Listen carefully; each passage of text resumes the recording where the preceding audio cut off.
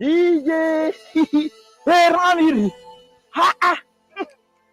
Niger Republic threatening Nigeria and the entire ECOWAS to stay away from their affairs. They can handle their affairs. Hey, Baba, where we want to enter? Hello, everybody. Bakoyo, the Niger. Ladies and gentlemen, it's no longer news of what is happening in Niger Republic. Some of you are already reading about it. People are seeing videos. Our military are mobilizing both in Nigeria, Mali. They mobilize. Like say we they go into Africa war. Oh, Papa, I beg you, make I first sound one you. I beg, we not get pan. In fact, Niger Republic, as you see my hands, so we not get out for this matter. Oh, we withdraw on behalf of the Nigerians. I speak for the Nigerians. We not join. We not join. No. Ladies and gentlemen, for those of you that don't know what is happening in Niger, I will give you a breakdown of what is happening. I'll just summarize it. And please do well to share this video after you watch. Drop your comments and drop your opinion on the comment section rather, and so that we will get to discuss about the way forward. And you also that is sharing, share it so that people can see that we not get hand. We not get hand this side. All right, ladies and gentlemen, what is actually happening in Niger? For those of you that is not aware, let me give you a breakdown. I will just be fast. I will summarize it. Number one, Niger Republic happens to be a West African nation in Africa. I call them Niger because we get Niger states before it's supposed to be called Niger Republic. But in order for you to distinguish, it is Niger Republic for the purpose of this video. Niger Republic. They are a country in West Africa, in Africa. And Niger Republic are blessed with mineral resources such as uranium, which is used to produce bombs and nuclear weapons, and also electricity, if you may. And they are also blessed with gold. We all know what gold stands for. And unfortunately, Niger Republic happens to be one of the most poorest nations in the entire world. And even how blessed they are, just like Nigeria that is blessed with diversity, diverse mineral resources, yet we are still languishing in poverty. That's also the case of Niger Republic. Just that in this case, Niger Republic will come worst. Now, on the 26th of July 2023, the military head planned a coup and overthrown the civilian president, which is Mohamed Bazoum.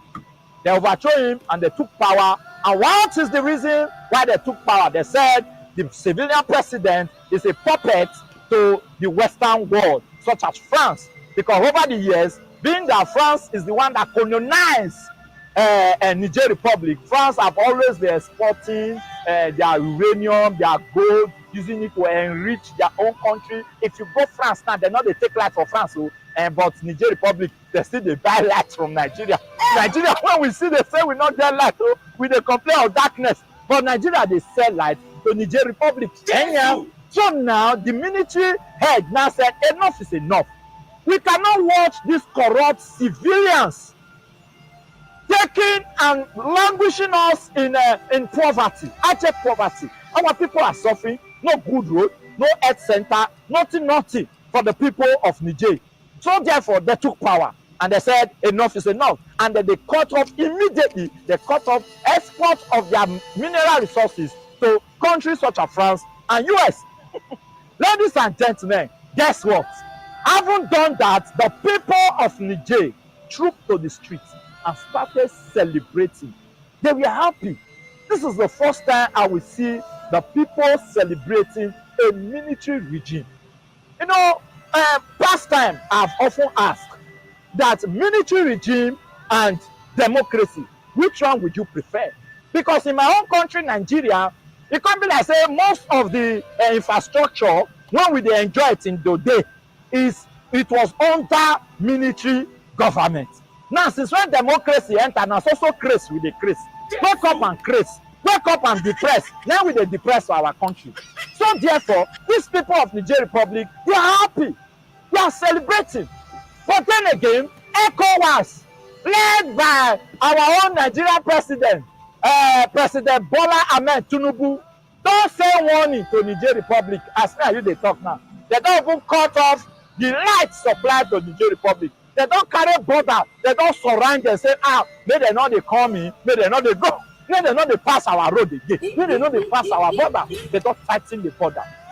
Nigeria president being the chairman of ECOWAS don give 7 days ultimatum say make dem reinstate the civilian president back to seat. Now Niger Republic military head just send warning. They send delegates to meet up and tell them say Baba ECOWAS Nigeria president stay away from our affairs. And now Mali, Benin Republic, Senegal, they don send backup to Niger Republic, telling Niger Republic that we dey your back. It's our time. African resources should be used to enrich Africa, not collecting from Africa to enrich the Western world, such as France and other Western countries that have been benefiting over the years from the resources of Africa.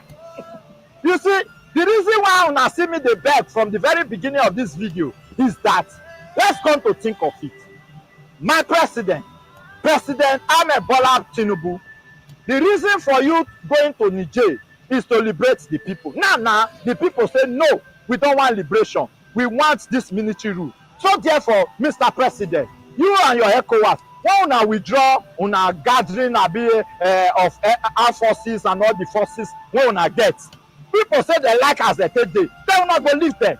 That's the energy when you wanted to mobilize the military to take go fight for war when no concern us. Mobilize our own military. They secure Nigeria. They still dey fight for north. Fight still dey east. Nigeria no dey fit travel for road say they no kidnap us. Use that same energy, mobilize the military to make sure that Boko Haram surrender in our country. Leave Niger Republic alone.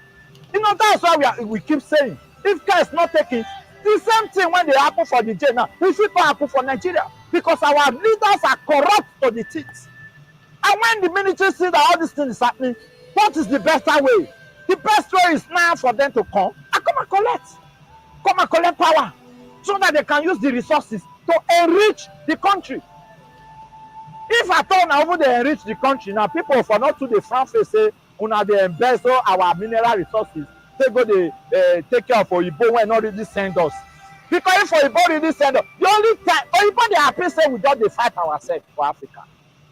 How long can we continue to live in abject poverty in Africa? Africa is blessed. Africa is blessed with all manner of mineral resources, blessed with good soil. Take a look around it. Now plant anywhere you throw away anything, it dey grow for Africa. Do you know that the country that has the highest production of oil, vegetable oil, they come Benin, come take seed, they go plant for their own. That to tell you that we are blessed. We are blessed with crude oil. We are blessed with good weather. All those natural disasters, when they happen all over the world, you know they happen for Africa. But yet, some people have decided that never will Africa see the light of day. Am I in support of what is happening there? No. Nobody. Okuomo say na Benin talker. It not get as water sweet for high, because they will be victims. And are innocent, then they always collect.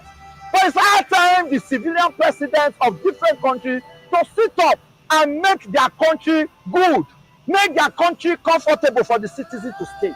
Just take a look at how people are living in Africa on a daily basis to go and seek for shelter, a comfortable life, security elsewhere, whereas we are blessed with what we need to take care of ourselves for Africa. But yet, some gullible civilian presidents, they have become puppets to the Western world.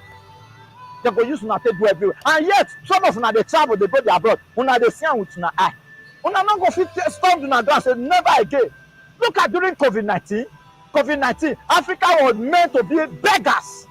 Now God said make the COVID-19 not get impact for Africa the way we take get impact for Western world. Now God now save us, because so God not send us. We are meant to be beggars. No plan for Africa. Now, you know how long war don dey go on for Africa, such as Sudan, you name it, Burkina Faso, and all that. Oyibo not sent to help them, as long as their interest is being protected. But just look at Ukraine and Russia. The war don stand still. Everybody don broke for the world. They both said they're not the fear Africa again because they are using the money to sponsor war that is going on in Ukraine. And yet Africans are dying. It's high time the common interest of Africa should be, the wealth of Africa should be for Africa. Now we will decide how we want to take one. No wonder Nigeria no fit produce ordinary refinery to refine fuel. Why? Because they are puppets to Western world. So you have crude oil, but yet you cannot refine your crude oil yet. We are living in inflation day night. I don't talk. You know, say it's not go hard for them to find me. And once it comes to an issue like this, you have to be very careful when you are speaking on this issue. I beg, I don't drop my own opinion. You when they watch this video, what is your own opinion as regarding President Ahmed Bola Tinubu writing to the Senate to give him approval to mobilize Nigeria military to go and, you know, destabilize the military rule of Niger Republic? What is your thoughts? Drop your opinion.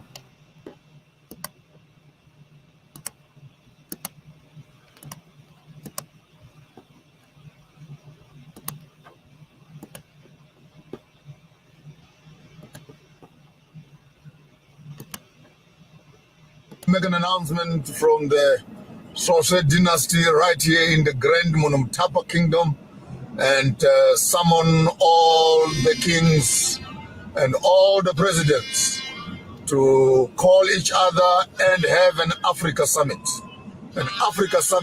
immediately, which can begin to discuss the issues of the unity of Africa.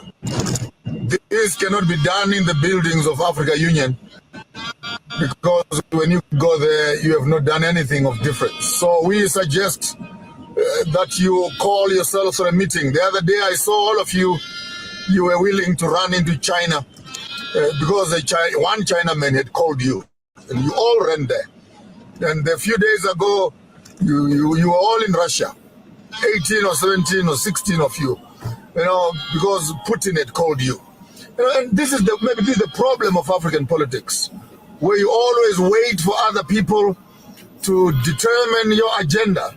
And the one who calls you for a meeting will determine what must be discussed on the agenda. So it's very simple. It's very simple. I can even help you to write the agenda of the meeting that you must have. There's all the 54 leaders of Africa. Simple agenda. One passport, one army. Now you know. We used to say these things some few years ago and you thought that we were crazy. They will be killing you one by one as African leaders and as African countries. There is no way that your country can fight a superpower by itself. Now you have seen what has happened in Niger and the impact and the effect when you are in camaraderie. Burkina Faso is coming on board. Mali is coming on board. Cameroon, pull up your socks. Nigeria, you can't be saying that is a big brother, that you're going to be putting Niger in sanctions and you're going to be cutting off their electricity because they are an illegitimate government. We know this rubbish by now, the Honorable President of Nigeria. You're still struggling to get recognized yourself. So don't make it more complicated. We know who won the elections and we know who is in power. Now you get up on air and begin to talk like, hey, this is a compromise of democracy. Democracy, my foot. You're sitting in that chair without democracy. If this was Biafra or something, I would have been saying maybe it's indigenous. So we need to start seeing Mali, Senegal, Cameroon, Burkina Faso, Niger coming together. So we don't have to wait for coup d'etats. Because even presidents who are now sitting in power, and they've been friends of the Americans, friends of the British, friends of the Chinese, you must know that people are getting frustrated by the day. Your day is coming. So before your day comes, start thinking ahead. I want to call all the kings of Africa, all the presidents of Africa, and prime ministers alike. Find yourself a venue somewhere, pay for yourselves, have an Africa summit by yourselves. Call the meeting yourselves. Come on, call the meeting yourselves. Don't only getting out and in and out of town when you are being called by some white people and European people. And they tell you, and go there and pause and take some some frozen pictures of some icemen. Call the meeting yourself. Set up the agenda for yourself.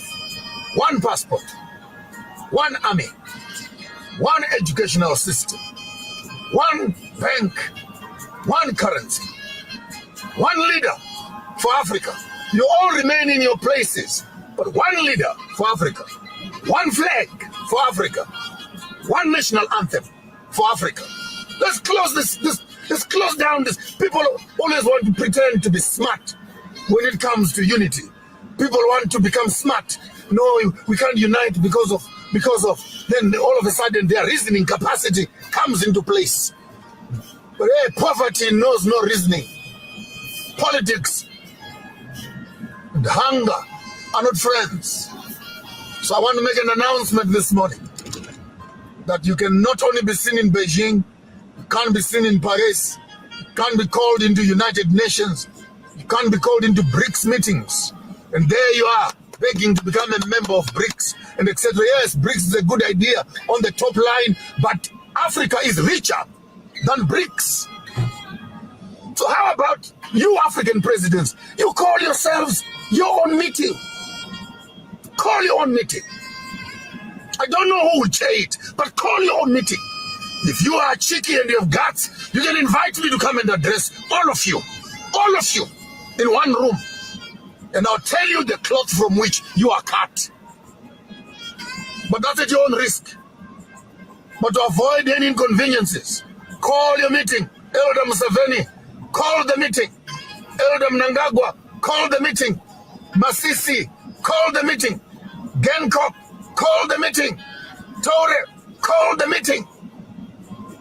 Ruto, call the meeting. Call the meeting yourselves. I repeat, call the meeting yourselves and begin to set up an agenda for yourselves as African leaders, or else these coup habits that you are seeing, 6 coups so far, 7, 8 coups, it's not going to stop. The young people are becoming impatient because you are not prepared to be dealing with critical issues of African unity. Our strength as Africa is only in unity. The small little stupid flags and stupid borders that we put around us are not security at all. They are not security at all. Don't even be excited that we have our flag, we have our national anthem. That's all you have. A piece of cloth and a few poems you call a song. Call a meeting. Convene an African summit. Host it yourselves. Set up the agenda. Put up objectives. Clear objectives. Before you leave office, leave us a legacy of a united Africa. Then you can die. Just leave us a legacy of a united Africa. We are right at the plateau. We cannot wait any longer. Marcus Garvey came and went. Kwame Nkrumah came and went. Kambarage Nyerere came and went. Mugabe's came and went. Samora Macharo's came and went. Lumumba's, Sankara's. Same story being spoken. But our leaders, you can't hear it. So if you don't hear it. Were you recently injured in a car accident? Look at this check for $160,000. If you're the young people who have heard it will do it. And the way they will do it might not always be the best. I hope that all progressive presidents, leaders, kings, prime ministers who will get the voice note I am sending right now. I am calling for a meeting in the spiritual realm for all African leaders to come together, not under Africa Union, but come together under the simple mandate of the unification of Africa. I am calling that meeting. I'll be present in the spirit. I'm calling that meeting. And it must happen. Then Africa will change. Better future for us and our children. That's all I had for you today. call. So now hear what this our brother talk, my people. He make a lot of. Welcome everybody. Greetings. Happy Saturday to you. How's everybody doing? I hope you're staying cool. It's kind of hot today, but what to do? So there's an article I want us to read together. This one is on David Hudanis on Twitter. It said, as I said in a recent podcast appearance, France is clearly and unmistakably a bad actor in Africa today. Up until 3 years, I used to give them the benefit of the doubt, but the ongoing pattern of events makes their motivations visible to the blind and audible to the deaf. Okay, this was from a French newspaper. It was actually initially in French. So I think I'm glad that somebody was able to transcribe it because I didn't understand it when I first saw it. Here's what it says. Bola Tinubu's credibility will depend on what he can do in Niger. Now, as the head of ECOWAS, the Nigerian president, INEX president, let me put that there, will have to show that he can be decisive on defense issues, says researcher Benjamin Ugi, or whatever his name is, however way it is pronounced. No apologies to that. Now they hear. So this is why Tinubu had a knee-jerk reaction. He wants to quickly please France because when I remember, any small thing, Tinubu don't jet out, he don't go France. Yeah, ear dey pain am, he don't go. Knee bend one kind, he don't go. Leg dey pain am, he don't go. Recently, he went for medical care. You guys remember he came back with all these things attached to his body. This is why he keeps going to France, because he must have promised them. They must have put pressure on him. Like, you have to prove yourself when you go there. I am pretty sure they already had intelligence that something was about to happen in Niger, okay, in all the Francophone countries. So Tinubu being there is very strategic for them. This is why they're saying, can you imagine in their national newspaper, they're saying the Nigerian president will have to show that he can be decisive on defense issues. What does that mean to you? How do you feel about that? They're not considering the people, the indigents of the soil. They're not considering any one of them. To them, it's all about their interests. So they're more interested in how decisive Agbado will be. How you go take deal with your own brothers. Anyway, I'm not even sure saying that, with your own brothers and sisters. That is what is going to determine whether they're going to justify it. I'm very glad, though, thanks to the northern senators, thanks to the National Assembly for borrowing sense and doing the right thing, because they need to enjoy the money that they have stolen. Okay? Now, I'm coming. I'm going to pull up another thing again that I saw. Now, let me see. Where is this thing here?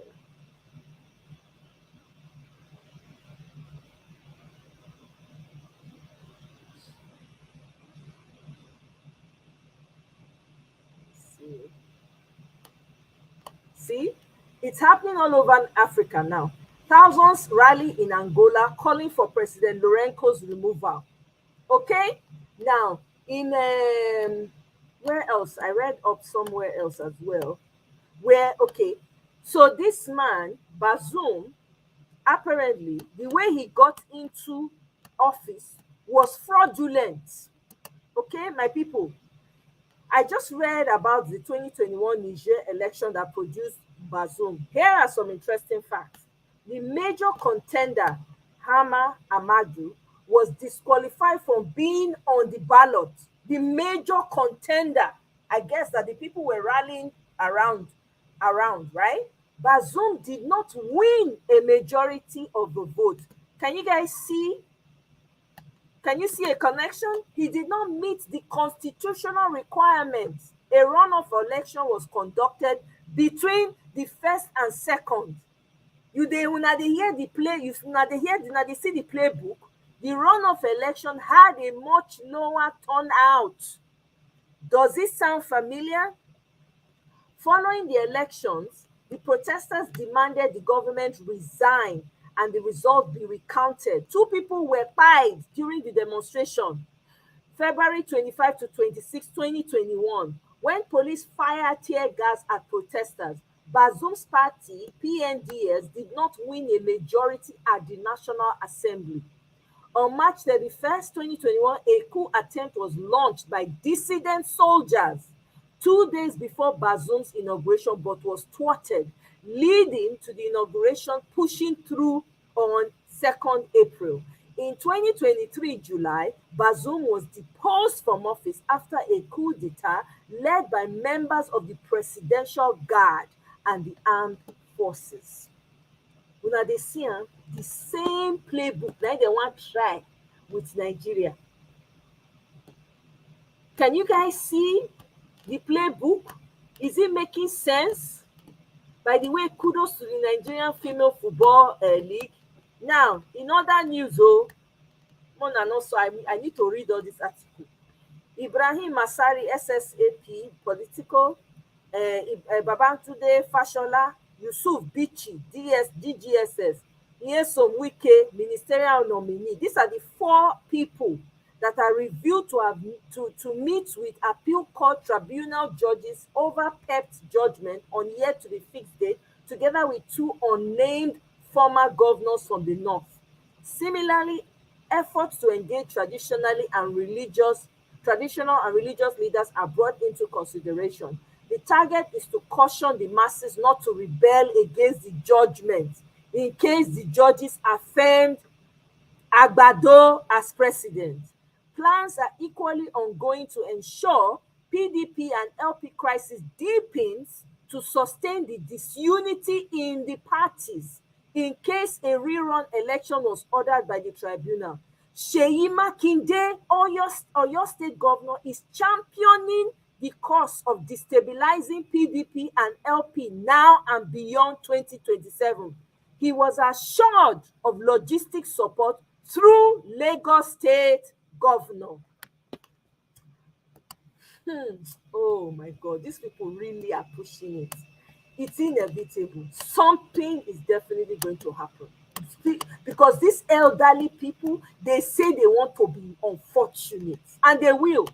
They will be unfortunate. Now, there's another article. So now, you remember this Agbado's forfeiture, thieving, heroin, drug-related matter. They don't hop on them now. The US has hopped on it. So people are picking it up. Now, let me read this one from Joe Catron. I don't know who Joe Catron is, but let me read. I think David Udeyi retweeted it. From Chi-Town bagman to ECOWAS chairman, meet the former money launderer, leading the push to invade Niger. Okay? Let's read. Let's go to the article. Hey. Oh. Since the overthrow of Niger's US-friendly government, West African nations of the ECOWAS bloc have threatened an invasion of their neighbor. Before leading a charge for intervention, ECOWAS chair Agbado spent years laundering millions for heroin dealers in Chicago and has since been ensnared in numerous corruption scandals.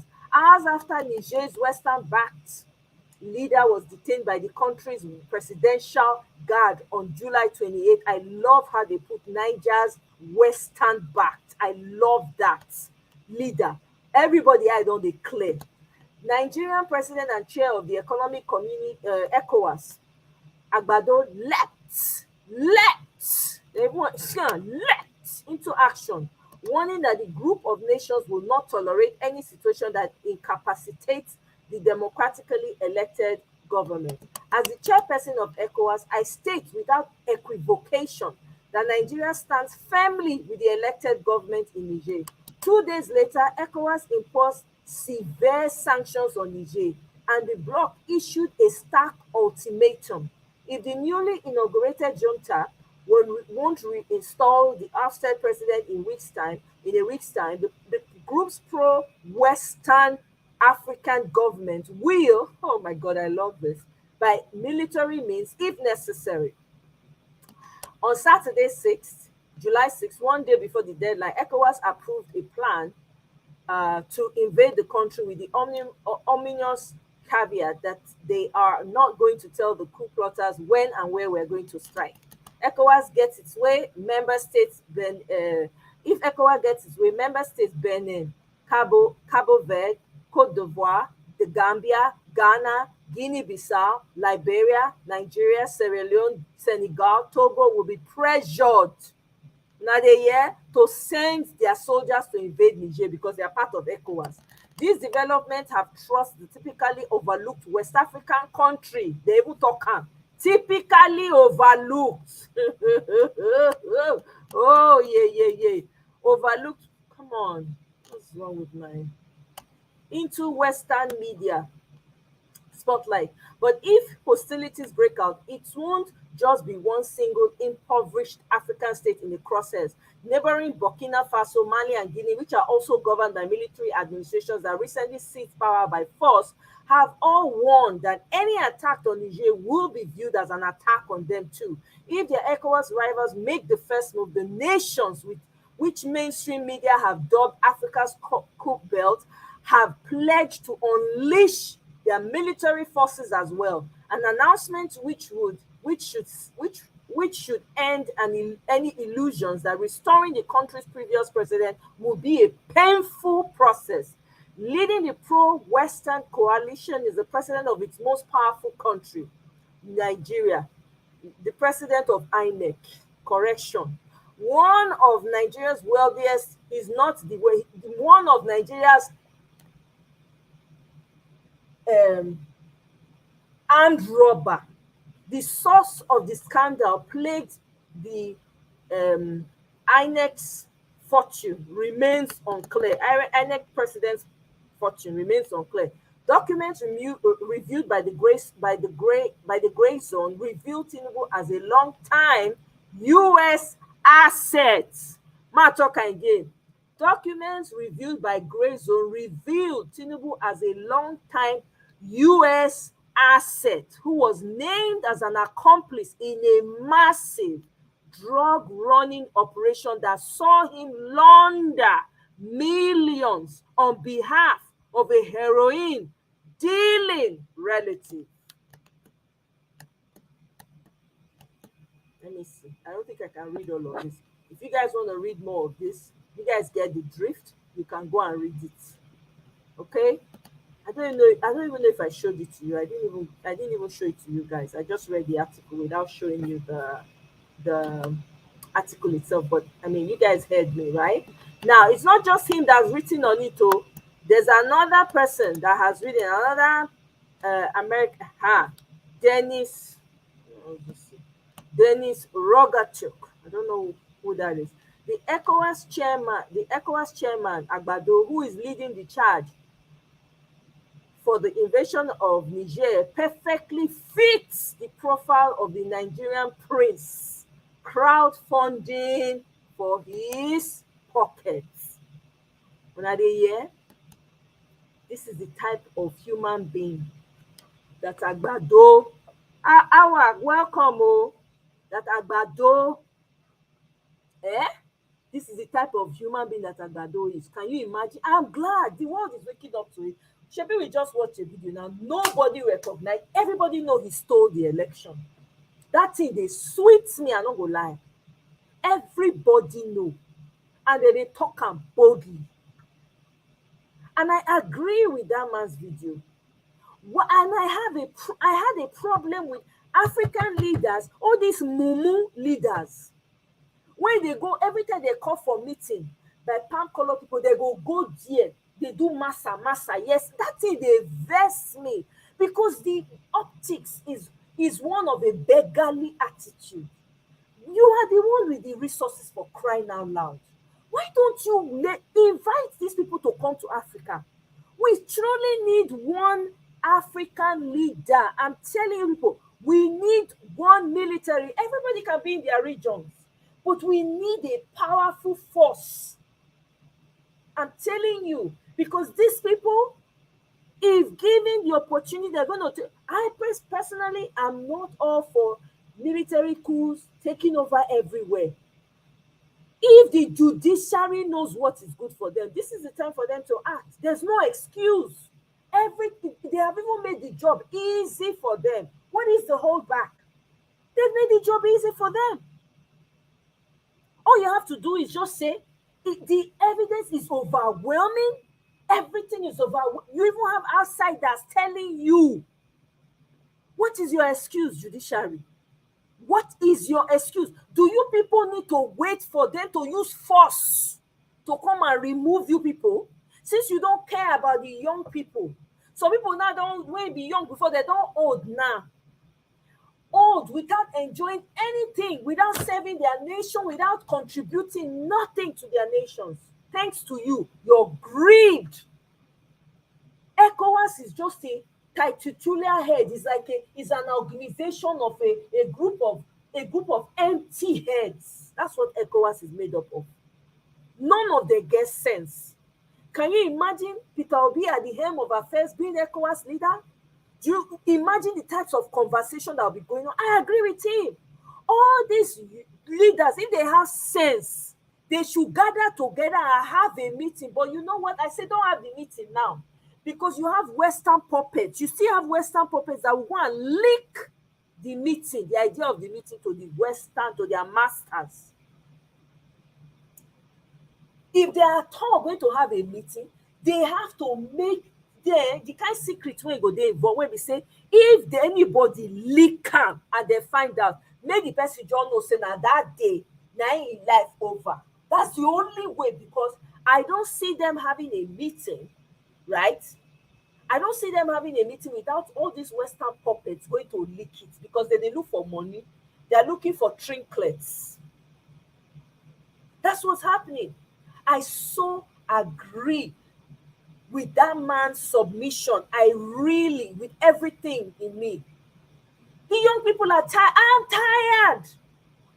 Everybody is tired. We cannot continue like this in Africa. They thought that it was going to be easy. They thought it was just going to be the same way, where they use technicalities for everything and knock everything off. Nobody says anything. Everybody will move on. No, we are done. You guys carry una karanga and go. We don't like Agbado. We do not like you, Agbado.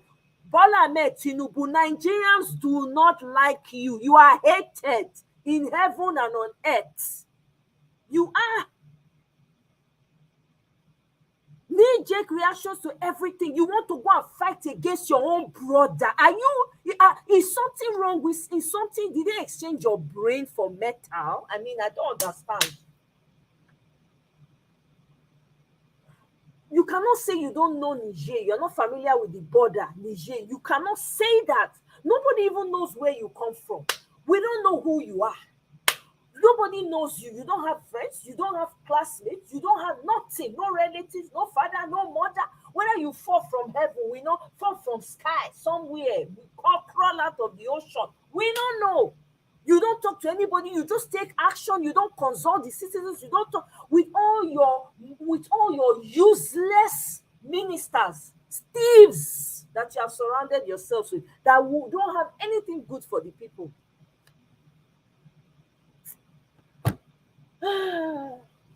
One Love, do you have any welcome, my brother? Happy Saturday. If you have anything to add before I play this other video, honestly, I don't know. Yeah, I mean it's the same thing. Yeah, these guys are just they are just going to do the same thing, repeat the same thing that happened in Libya again. That's what I'm saying here.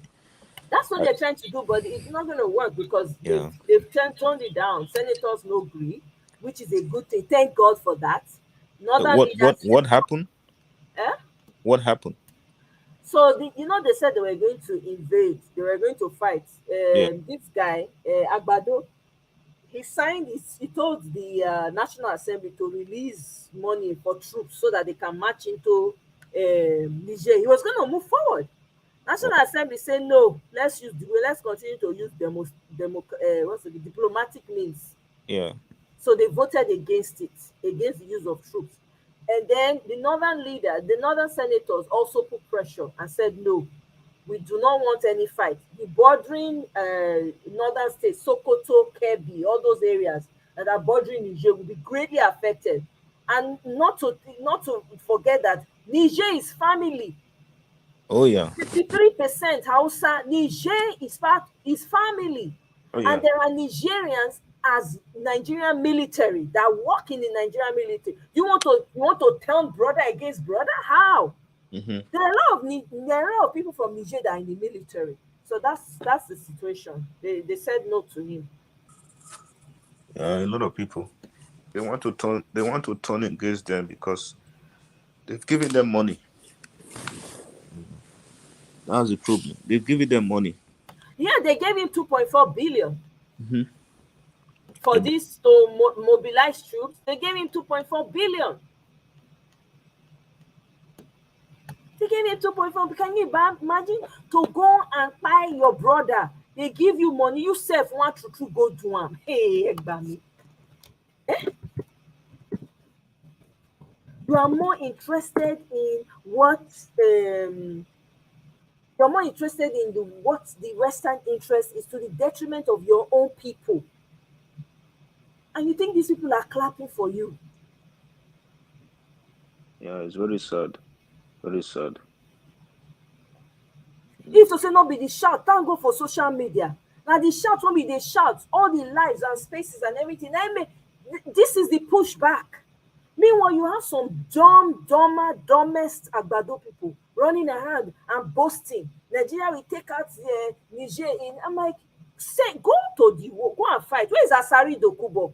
The one that was carrying this thing out to come and be threatening somebody. This is when his mouth should be sharp. He should go and face those people. Now, need you they go put for that in belly and that in here, they go less. They carrying people go there now. Should be fight the hungry. Make it carry himself go there. Useless people. Look at them. You hear some dumb people online saying this one, that one. I'm like, oh my goodness. Thank God for social media. It has come to save Nigeria. I'm telling you. Yeah. Save Africa, not just Nigeria. If they go ahead and do that, well, I'm glad the National Assembly did not approve it, but I won't be surprised if he still go ahead and do what he wants to do. Because once they get that money, like I said yesterday, once they get that money, they will just pretend nobody exists anymore. Their brother will become their enemy. They already got the money. I said they don't give them 2.4 billion. Agbado, they don't give them 2.4 billion. You don't understand. But what is now the problem now? You are asking for money to go and invade a country where people don't even have food to eat in your own country. People don't have water to drink, no lights, nothing. You are asking for money to go to war. Man, I don't know. Something is wrong with those people, man. Let's listen to this video.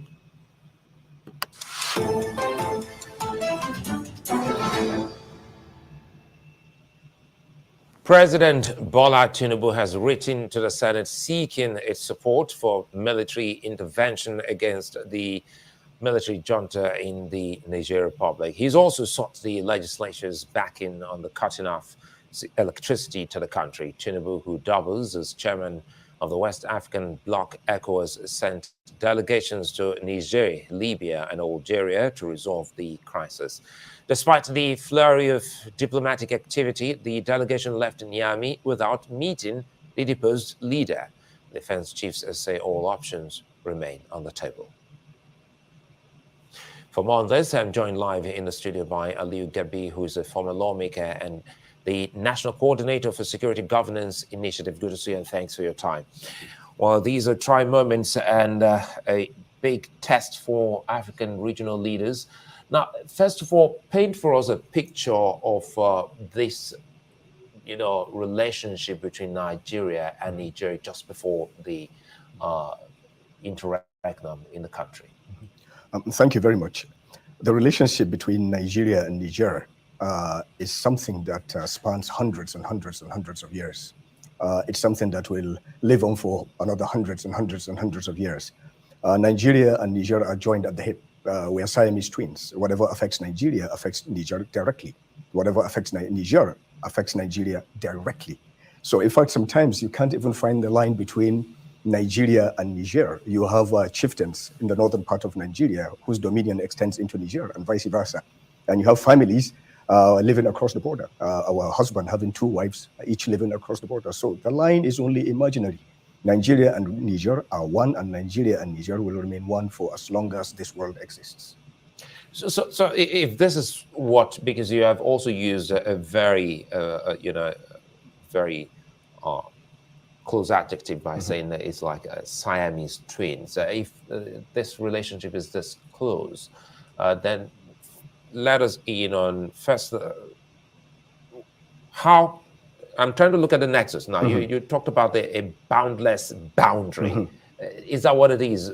And which of these states bound? Because if you look at the map now, we look at Sokoto all the way to Borno State. Yes, absolutely. The entire width of the north, the boundary is with Niger. If you look at the thousands of kilometers, it's something that is just there, and you cannot erase that line, nor can you erase the cultural affinity or the brotherhood, the kinship that exists between Niger and Nigeria. And if you want to do that, the adverse effects will be felt the entire subcontinent, the continent, and the world. We're fighting with Niger in the MNJTF. If Niger removes itself from the MNJTF, what becomes of the MNJTF? And these are the same people that have been fighting with our soldiers, dying, surviving, eating, living, dancing, singing together. So our relationship with Niger on a bilateral level is stronger than our relationship with any other country in terms of bilateral relationship. The unfortunate situation we find ourselves here is the burden of command on President Bola Ahmed Tinubu, who is chairman of ECOWAS, but also the president of the Federal Republic of Nigeria. So ideally, the discussion should have started internally going out. So as federal government, president of the Federal Republic of Nigeria, looking at our bilateral relationship before speaking as president, chairman of the ECOWAS. So now we've boxed ourselves in, and we are talking from outside inwards. And it is not very comfortable for our bilateral relationship. First, it is bilateral, then multilateral. So these are some of the problems that we have. And the problem in Niger is something that there are people, there are institutions, there are layers in Nigeria easily could have picked up the phone and resolved this issue. But the question we should ask ourselves is, what happened? At what point did our horizon scanning capacity degrade to the point that we didn't see? Or did they reach out and they knocked on the doors and we didn't answer? Or were we not listening? Or were we too busy with other things happening in the country? Yeah, well, for time, we won't go back to looking at why coup, but again, we're trying to look at what next to be done to bring about a solution to what is happening in Niger and with Nigeria as a very close neighbor. Now speak to us on, if you say Nigeria and Niger, they share this cultural affinity, religion, and many more. The Sultan and Nigeria's former leader, Abdulsalami Abubakar, they've been asked to go speak with the leadership and also perhaps also have a meeting with Mohamed Bazoum. That's a starting point, isn't it? Yes, it is. But you sent this delegation to deliver a message. You can deliver a message and get the answer immediately. So again, it's the process. And this delegation went on behalf of ECOWAS, not on behalf of Nigeria. Up till now, no one has gone on behalf of Nigeria. I am yet to hear Nigeria cohesively in a bilateral way try to engage Niger. And if you want to engage Niger, there are traditional, again, and political institutions that you could use. For example, Dahiru Mangal. Everyone knows the relationship between Dahiru Mangal and Niger. President Buhari, former President Buhari, even threatened us that if we disturbed him, he was going to move to Niger. So the affinity of people, especially in Katsina, and Sokoto, and Kebbi, and Maiduguri with Niger is too strong to discountenance when you're discussing this. Then the military itself. In the composition that went to Niger, our current ambassador to Niger, the former chief of defense intelligence, AVM Usman, Ambassador Usman, was a directing staff at the NDC when some of these guys came to study under him. He was their lecturer. And we have so many... You're talking about the Nigerians soldiers? Yes, some of those who participated in the coup. He was their teacher. And in terms of special forces operations, we have, these are the same family. This is the same people. They train together. They deploy together. Then there should be some kind of understanding, in terms of speaking of the same language, getting to understand what this is about for both countries. So the bilateral relations and, the pulling off the plug of electricity to Nigeria, does this also affect the bilateral relations Nigeria already has with Nigeria, or is this an ECOWAS decision? Of course. Now, this is the precarious position we found ourselves. The electricity is given to Niger, not for and on behalf of ECOWAS. It is Nigeria giving Niger in a bilateral agreement, electricity. And we give them electricity not as charity, but in brotherhood solidarity, so that they don't need to dam the river Niger. So now we pull the plug. It is Nigeria that pulled the plug, not ECOWAS. Yes, there are protocols in ECOWAS that says, yes, within the protocols, sanctions and so on and so forth. And this is why Nigeria should have engaged bilaterally first. For example, I would have hoped to see the president call in for an emergency National Security Council first, before an ECOWAS summit, emergency summit. Then even from the ECOWAS perspective, there should be an emergency session of the ECOWAS parliament. They are parliamentarians in their respective states. Of course, now Niger may have pulled out, but they still have that strong center of gravity. Then also, maybe the traditional title holders, the strong ones in Nigeria, the traditional, the religious, and so on and so forth. So there are layers that should have been deployed, but we boxed ourselves into this 7-day ultimatum. And these special operators, when you give them an ultimatum, they will dig in. Then we need to have back channel discussions. Instead of going to Algeria and Libya, I would have chosen to go to Mali, and perhaps even Senegal. If I go to Mali, I know Mali will bring in Traore from Burkina Faso and will bring in Mamadi also from Guinea. So start from that perspective. So now is the time to deploy back channel mediation and discussions so that both sides will be presented with opportunities to save face. Otherwise, the more we dig in, the more they dig in. But for the record, Nigeria does not want a war with Niger. And it's not Nigeria trying to go to war with Niger. This is a misunderstanding that mischievous people are taking and putting out there. But do the Nigerians also know this? Because we've seen pictures and images of some kind of protest that is targeting the Nigerian government. Correct. But the problem here is, again, we have not deployed our own strategic communication. So this vacuum will be filled with whatever. So it is not inconceivable for some adversary elements to even stoke this, to begin to see xenophobic attacks against Nigeria and Nigeria's interests. We are not talking to Nigerians. We are not speaking to our brothers. We're allowing other surrogates to talk to our brothers. This is an issue that face-to-face, eyeball to eyeball, we can resolve. For example, the electricity issue. If the Nigerians are suffering, we are suffering. So now you have a blackout from Borno State, Maiduguri, all the way to Niger. Now we are fighting Boko Haram. What is happening to this enemy, this common enemy? Where is this common enemy? What is this common enemy doing now to the common detriment of the entire region, subcontinent, if not the entire world? We are not talking about it.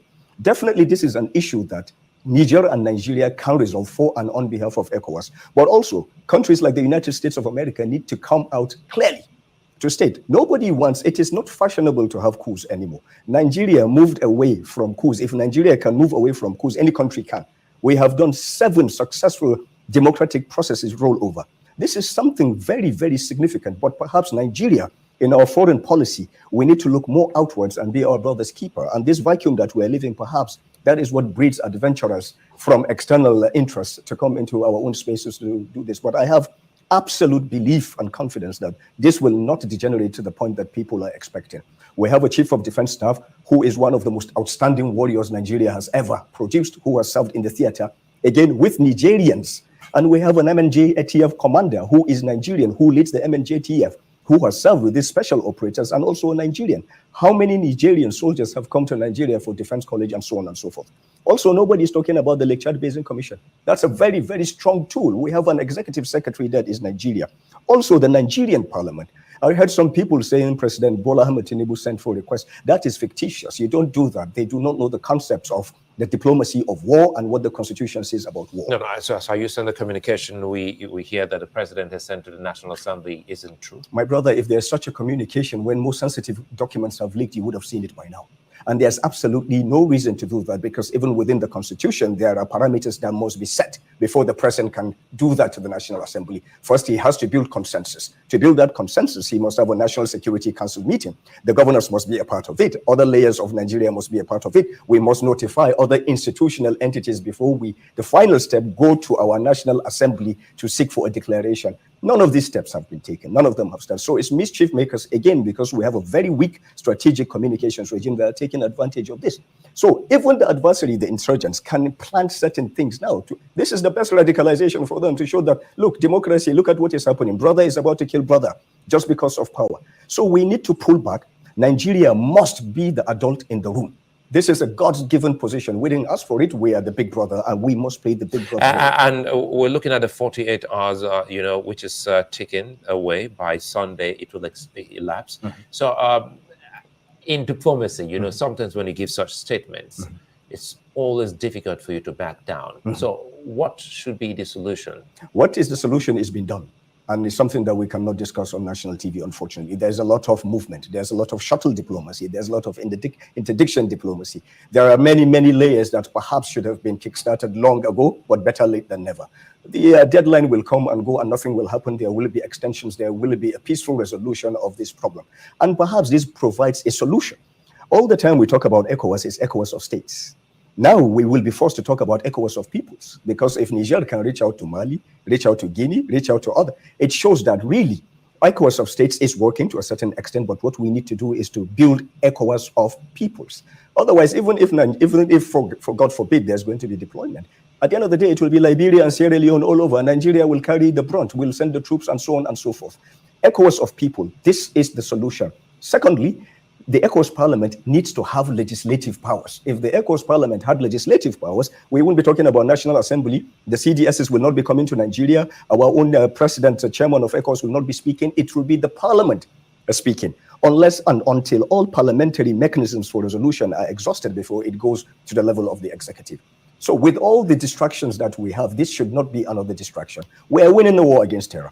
For and on behalf of the region, for and on behalf of the continent, for and on behalf of the world. We must not lose focus. We must bring this war to conclusion. We must support this government. We must support these service chiefs and intelligence chiefs. And we must. Did he say we are winning the war against terrorism? How?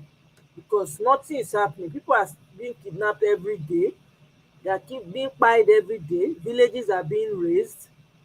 So, Oga, I don't understand. You lost me there. Ha! Must support and promote peace between Nigeria and Niger. Listening to you, is it safe to now say the era of Mohamed Bazoum is gone? Yes. This is an internal issue. It has nothing to do with us. When you go to mediate and negotiate, up till now, we have not even begun to talk about CBMs, confidence building mechanisms. It's give and take. So whatever they want to do, it's an internal issue. If people support it, whatever they do, what the rest of the world, especially Nigeria, must not do is to allow the region to degenerate into further chaos. Food insecurity, the insurgency, mobility, etc., and etc., and etc. Hunger is looming. The rains are not coming. There are trucks backed up because they cannot traverse the borderless spaces of ECOWAS. We must consider the downtrodden, the populace, the masses of our own region, not just one country. It is, well, governments come, governments go. That is an internal decision. What the outside world can do is to mediate and provide platforms and safety conduits for a peaceful, amicable resolution. But that is purely an internal issue. Nobody can force another country and say, my opinion, you must do this, you must do that. However, it's like the Afghans and the Americans and the whole world, as a matter of fact. They say, and I quote, we want to be a member of the Committee of Nations. We want to be a part of the world, but we don't want the world to interfere in our internal affairs. Simple. This is our affairs. And even when you want an intervention, there are conventions, United Nations conventions. When you're unable to support, to secure your populace, then you reach out and you look for help. But you can't come and say you're going to forcefully go in. Yes, there are protocols within the ECOWAS regime, the protocols that ratify and define these things. But if you look at it now, there are dissenting voices within the ECOWAS. Some are aligning with them, others are aligning with others. But for Nigeria particularly, Niger is the buffer between us and Libya. Niger is the buffer between us and utter chaos, arms trafficking, and so on and so forth. So we need to look at safety, stability, security, prosperity in Niger as a component of our own national security strategy and policy. And if giving them electricity is what it takes to maintain some of this stability and prosperity, by all means, give them the electricity. So listening to you now, it does mean one thing. It looks like Abdulsalam Abubakar and perhaps maybe some others were not the perfect fit. No, they were not. I will look you in the eyes and say, no, they were not. These are young warriors. You should have sent their contemporaries, people that they bled with. in the foxholes, people they fought with, people they went hungry with. It has not escalated to that level.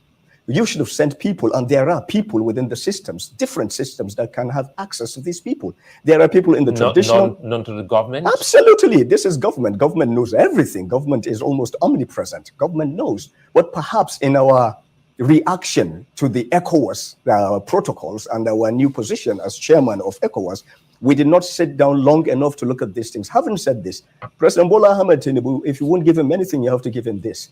He sees himself as one of those who fought the military to restore democracy. So, of course, there's this PTSD. He hears there's a coup in his neighbor's realm. It is Superman coming to the rescue. He's not going to think clearly about it. But the interconnectedness of Nigeria and Niger is more than probably me and my brother that came from the same mother's womb. And these are very delicate times, and we have to be exceptionally careful. We have to be our brother's keepers. Otherwise, all the successes that we have encountered, that we have gained in the last 10 years, the lives that we have lost, could be for nothing. But again, it has to start with the leadership before the people, because, for instance, the military government in Nigeria hasn't been receptive of those that the Nigerian government has sent. Yeah, but how would you be? When you have slapped me, I'm about to cry, then you come to say, I want this, I want that from you. Also, they have a population to administer. They have a country to run, whether they are the legitimate or illegitimate.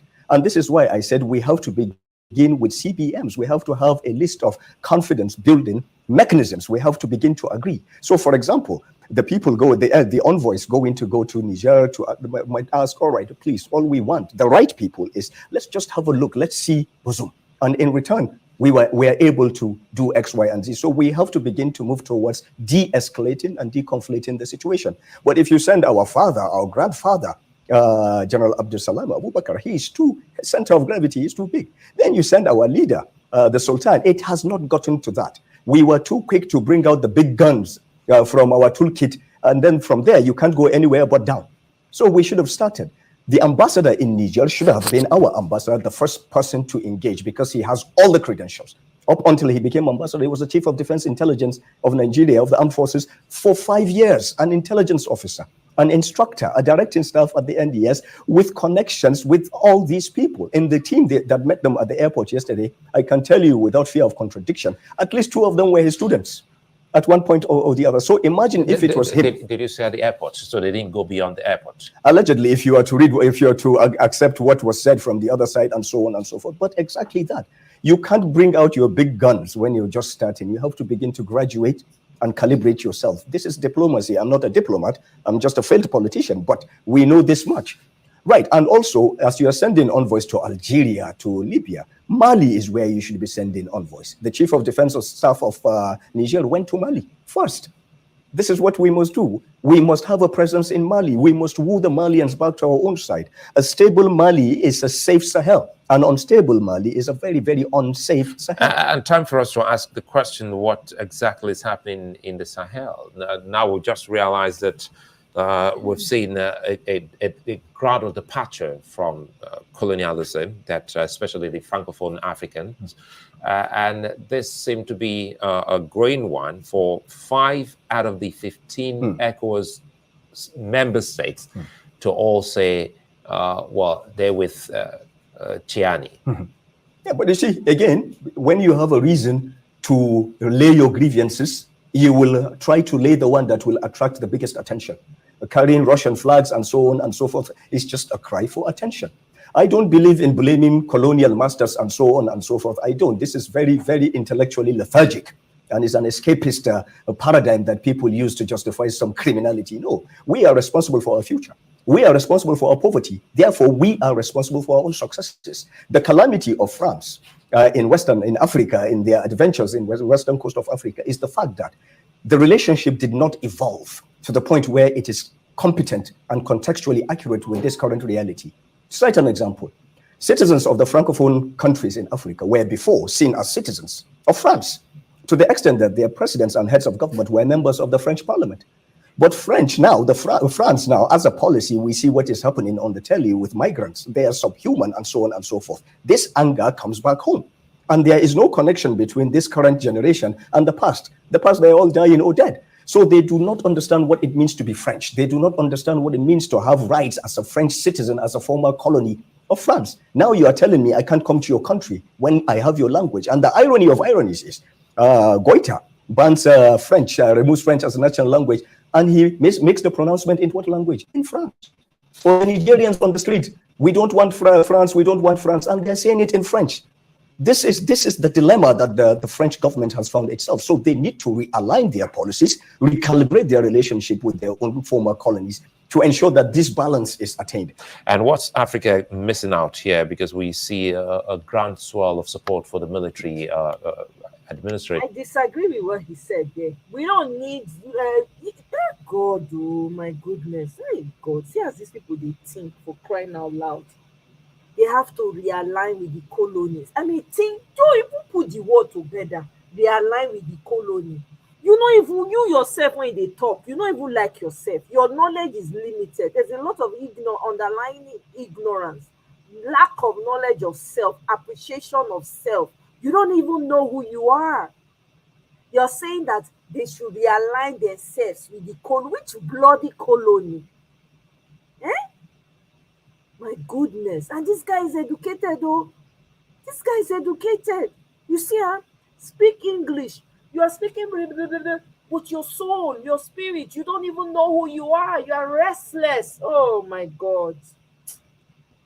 In Niger. It's not a groundswell support for the military. It's an opportunity to air grievances. Everyone is aggrieved. Either there is disequitable distribution of opportunities or resources or marginalization and this and that. So anytime, anywhere in the world there has been a coup, the first thing is people take to the streets to celebrate. Until after reality sets down and you realize all your liberties are gone. And by God, what did we do? So it's the same. People have to be given the spaces to vent. And this is something that we deny ourselves as Africans. But we must give ourselves spaces to vent. And we must have a deliberate policy of reintegration, redistribution of resources, and deliberate integration vertically and horizontally. Is not just fiscal, financial integration, no, political integration. Otherwise, we will have pockets forever on the margins of our societies waiting to air out their own grievances in the most violent way possible. And let's close on this. You say there are moves already, and some of these are not for the media. But again, from the periphery, there are some that are meant for the media so that people can know that, especially those who live around the border area of Nigeria and Nigeria, they just would want to know what the governments of both countries are doing to good question. Bring some kind of calm and good peace. Question. I answer your question with a question. When we were thrown into the chaos of end of last year, the currency issue and so on and so forth, we didn't have notes and so on. What did those people do, those that were on the borders of Nigeria? They reverted to the safer. This shows you how our people have become one. So the search for common grounds is something that is ongoing even as you and I are speaking.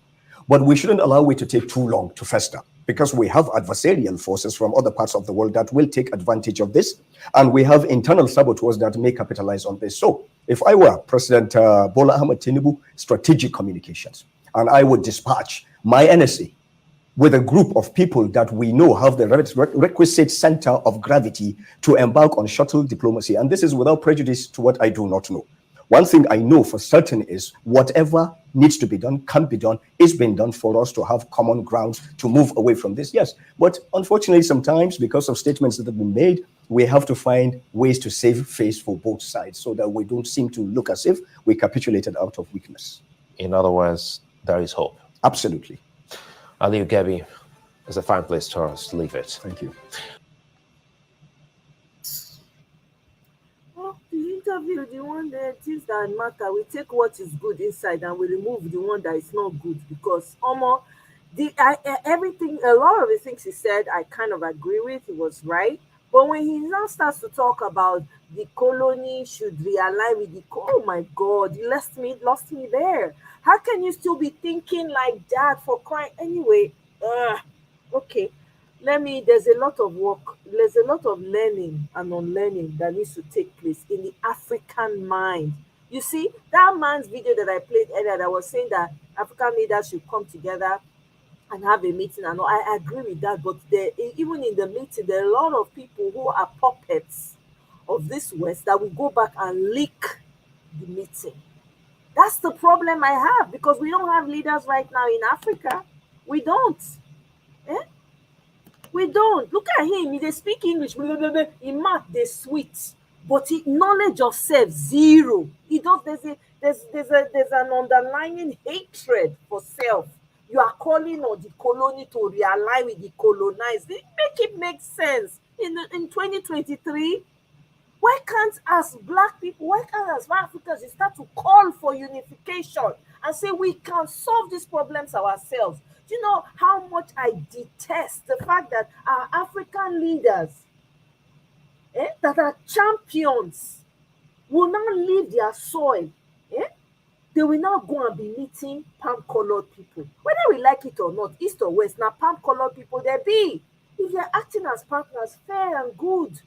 But they should come and meet you in your house. And we have enough grain in Africa. Why can't you meet your African neighbors? We need grain. No, reach out to the ones that have. They will give you grain. Oh my goodness. Anyway, make I play this.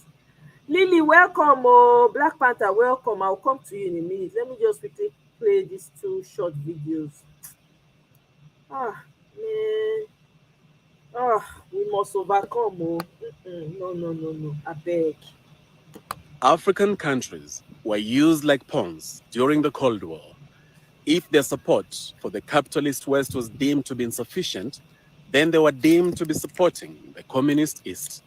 And this is what prompted Kwame Nkrumah to utter those famous words: "We face neither East nor West. We face forward."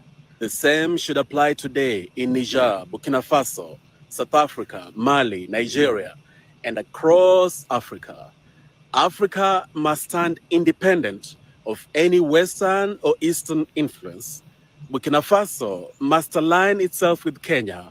Mali must align itself with Tanzania. Yes. South Africa must align itself with Congo. Simply put, there are nearly 1.5 billion Africans. Millions of them provide a lucrative market for the West and the East.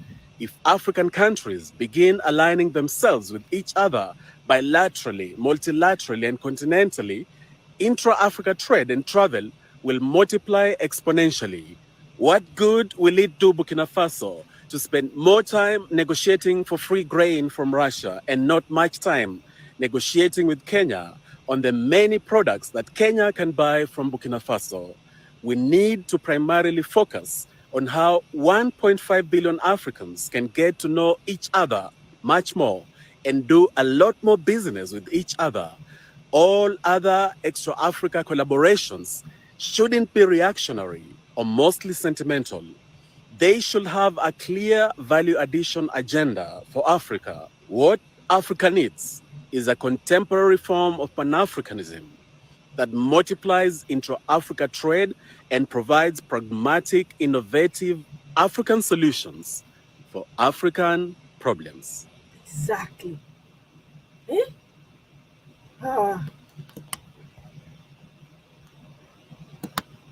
African leaders, they must learn. They gotta learn. We don't even have leaders. I don't even know why I keep saying the African leaders. We don't get now. We don't get no.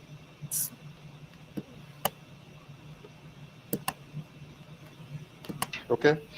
Let me begin with a story in Argentina. Have you ever asked why there is no black in the Argentina national team? Have you ever asked why no black has ever ruled Argentina? Have you ever asked why Argentina, being a South American country that was a leftover ground for slaves who left America and other countries, how did Argentina manage to be a purely white country in an environment where all its surrounding has blacks? Brazil has blacks, Uruguay has blacks, Costa Rica has blacks, Peru has blacks, Bolivia has blacks. Then you find out that Argentina doesn't have blacks in their country, even though they fall within the South American states. Yes. This is because I'm giving this background story for us to make us understand why it's happening in North Africa. When you see the president said they want to change the demography of the state, it's a very, very strong statement. Categorically speaking, you realize that the president that came in Argentina at that period said they cannot live with blacks in the same place. The crime they had was that they were blacks, not because they were not competent. So what did they do? They devised a strategy on eliminating all the blacks in South America. They sent only the blacks to the war that was in South America in those days in Argentina. The blacks were killed. Almost 4 million of them were killed. And the few of them who were not killed, they began giving them harsh treatment in such a way that they had to pack out of Argentina. That's the reason why Argentina is predominantly a white nation, even though black settlers came there. And during that war, they maltreated the blacks and the blacks left. I think they believe that black Africa is poorer than any other African. The Maghrebs, talking about Egypt, Morocco, Algeria, Libya, Tunisia, these are countries that do not first of all consider themselves as Africans. On several occasions, the Moroccan king has attempted to join EU. The opportunity was not given him because he does not consider himself as a black country. He doesn't consider a country, sorry, as a black country. Egypt participates only in football and sports tournaments. Egypt is not in the EU. Egypt does not participate in other African activities except in sports. That is to say, they have carved a niche for themselves, considering the fact that they are not Africans. They appeared on the African soil by error. And African actually mean to them man with a dark skin. So for them to have light skin to be called Africa is an abuse to their identity. And that's the reason why when blacks, the black skinned man, goes to an environment like that, he's first of all looked upon as a stranger. The same way Europeans look at us because of the color of our skin is the same way those Maghrebians look at us. They are privileged to have been born whites. Some of them have white skin. I mean, most of them. Now you will go in their midst, first and foremost, you appear strange in their midst.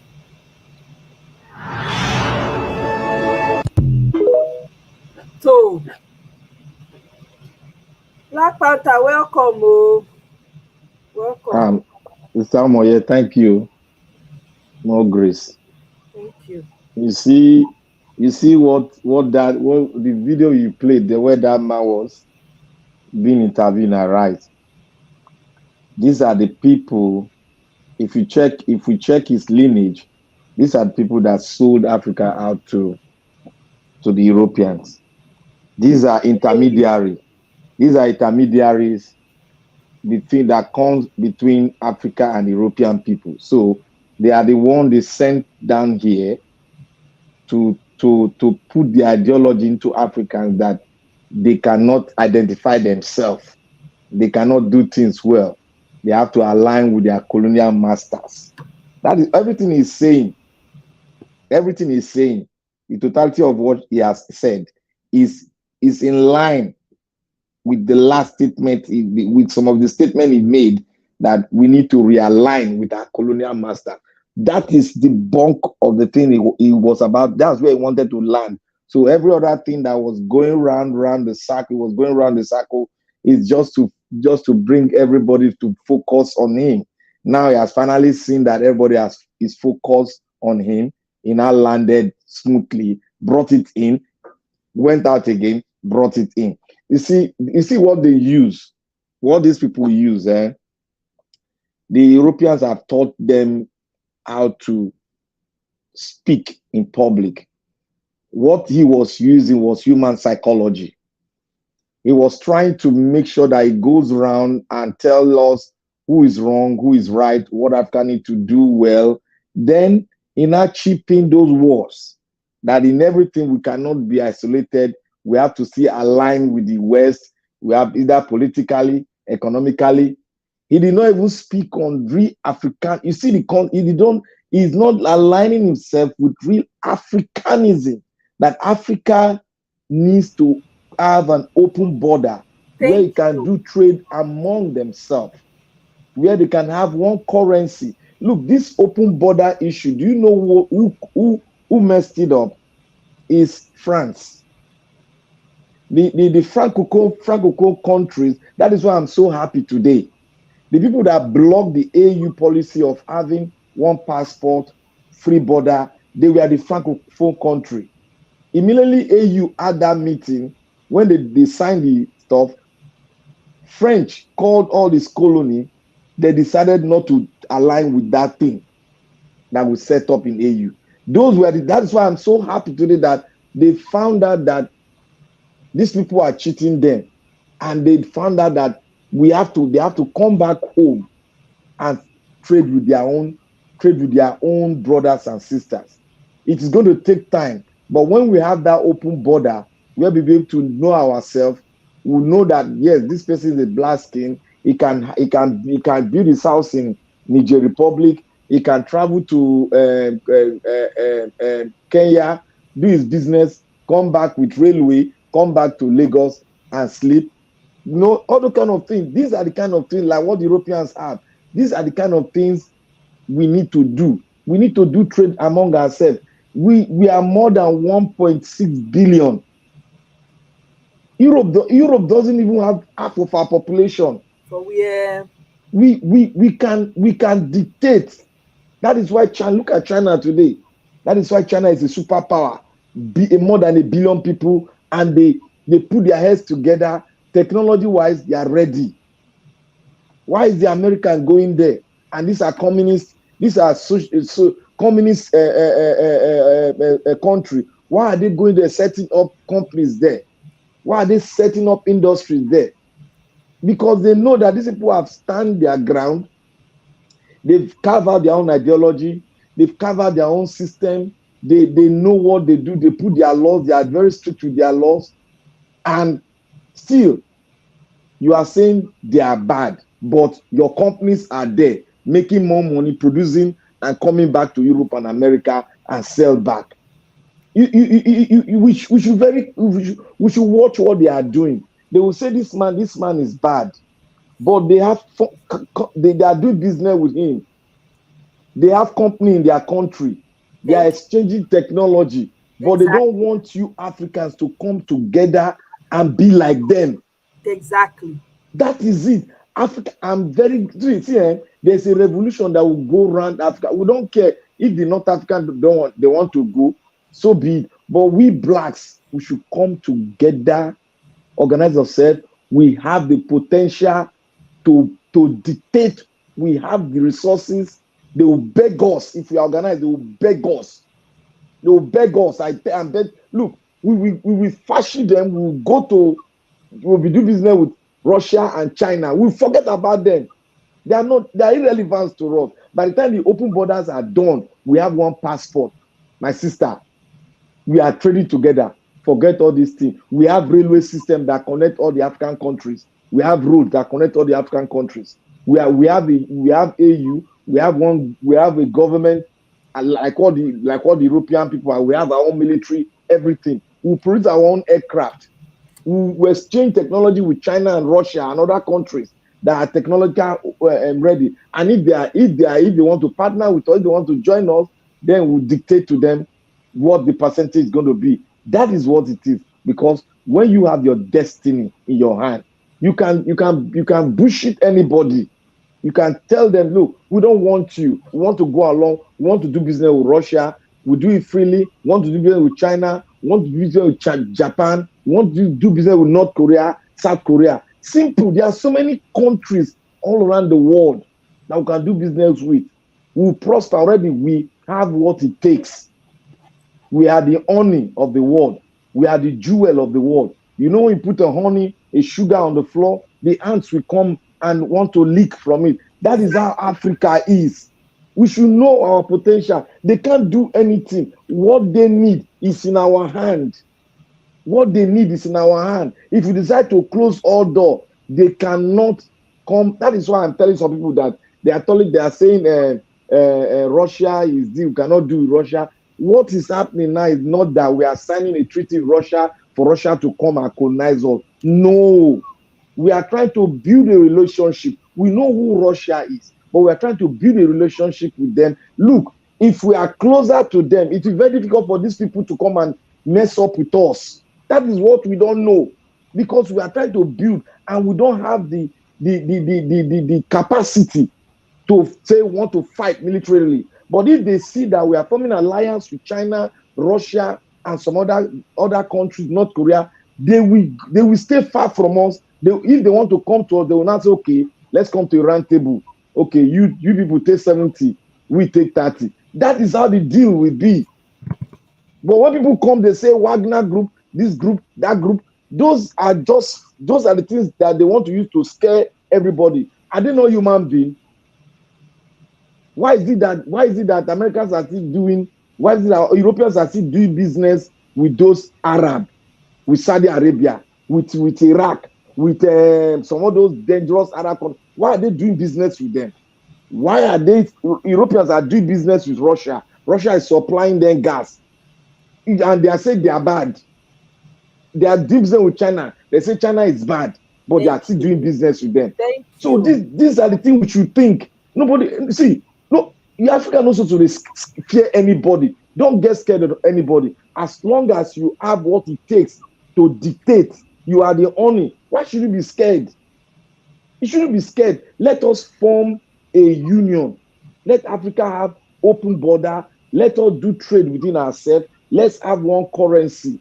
Let's do trade between ourselves. If we do trade, if we can be able to feed ourselves, we don't need any money from anybody again. Absolutely. We don't need, we have energy, we have land, we have uranium, we have coal, we have bitumen, we have gold, platinum, lithium.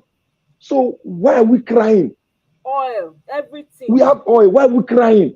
Our lithium can be able to drive the entire Africa. Our bitumen can drive is number 2 in the world after Canada. Bitumen, Nigeria. In oil, we can drive the entire Africa with our oil. What are we saying? People come here, all these people that read, they'll say the professor, they'll come and be talking nonsense just to persuade people so that they'll be getting money from Europe. You know, all these professors, they all have an affiliation with all these European countries that encourage them, that give them money to be able to fund their project, all their rubbish, their hypotheses they are trying to bring up. You know, they have relationships, they go to their universities, they lecture. These are all the things they use to attract all these professors. They will come here and start talking nonsense. Africa should do away with all of them.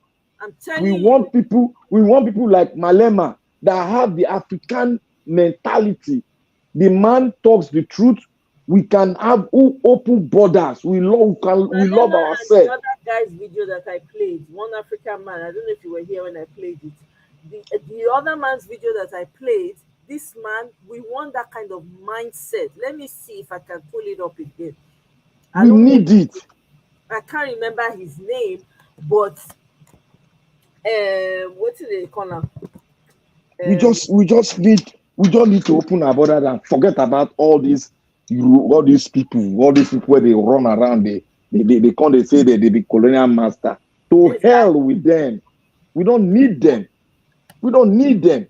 That word, they offend me. I'm not gonna lie to you. Now we be the honey. Now we be the sweetness. Now we be the jewel. What we will not get. Okay, and there's some questions all this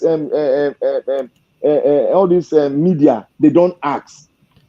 What are we lacking? Where to be this man name? Do you know this one on the left hand side? Oh, I can't remember his name. I can't remember his name. I can't remember his name. I'm always forgetting. But the man is very pro. He has been preaching it for God knows. I've been seeing this man video, listen to some of his speeches. I'm like, my guy is relentless. We need African mindset, mentality. We just need it. We have everything we need to re-educate ourselves to be better. Even with the sense when we don't gather from all over the world, if we bring them together, we go be the my God. Don't mind them. All of the I made one statement when I was doing submission in one place. I said, look, the educated people we have now that went to other countries, that Europe to school, that went to America to school, we should do away with those people. We should do away with those people. Let us encourage those ones that are here. That is the best. We don't need to do away with them. That's what needs to happen. A re-education. You know what? Let me tell you. We cannot do away with them because they are our people, right? What needs to happen is a re-education, an acknowledgement of self. You cannot do, because there's a sense, there's an intelligence that they've gained, there's an awareness that they have that's going to be useful for the continent. All this knowledge that we are gathering, all these opportunities we've had in whatever field that everybody is in, is very important for our nation building. So because of that, we can't do away. We can't just say do away. Waiting, we want to build the society. So we need it. But what we need to do is we have to start re-educating ourselves. So there has to be compulsory education, right, of history, number one. History, number one. Number one. History of self. It needs to be taught all over. You know why I'm saying that? You know why I'm saying that? These people you see, so like that man that spoke last, that in Arise, these people you see, so they have been indoctrinated into an ideology. You cannot sell Africanism to them. They will tell you that it's not going to go in nowhere. They will Those still people believe. will naturally do away. They will go away, because we have a lot of young people that were brought up here. What do we do with those ones? We have a lot of what's they call it, David? Who then he didn't study he didn't study in Nigeria. He studied overseas, but look at what he's doing with all his knowledge. So people like that are old like that, they're going to naturally weed away, because guess what? The young people that are coming up, right, and on learning and relearning and getting to know their history, these other people, these old papa them, when they do professor, when they get mental European mentality, they're going to weed, because they're not going to fit blend, they're not going to fit in. These people, they are traitors. They are just traitors. Look at the way the man was. I was just listening to him. I just wanted to hear one thing. I tried to understudy the ideology backing him, because that is one thing I was trained by one of my professors. Said, look, listen to listen to the person speaking very well, and try to figure out the ideology that is backing him. Look at him if he has a Marxist mentality. Look at him if he's have a socialist. Look at him if he's like the Europeans, and look at him if he's an African, real African, that have African mentality ideal inside of him. Look at him whether he can sell it. But when he start standing and start praising, trying to balance it, but he's trying to make a mockery of you, he will go to the European side, he will come back to Africa. Know that that man has been adulterated with Western culture.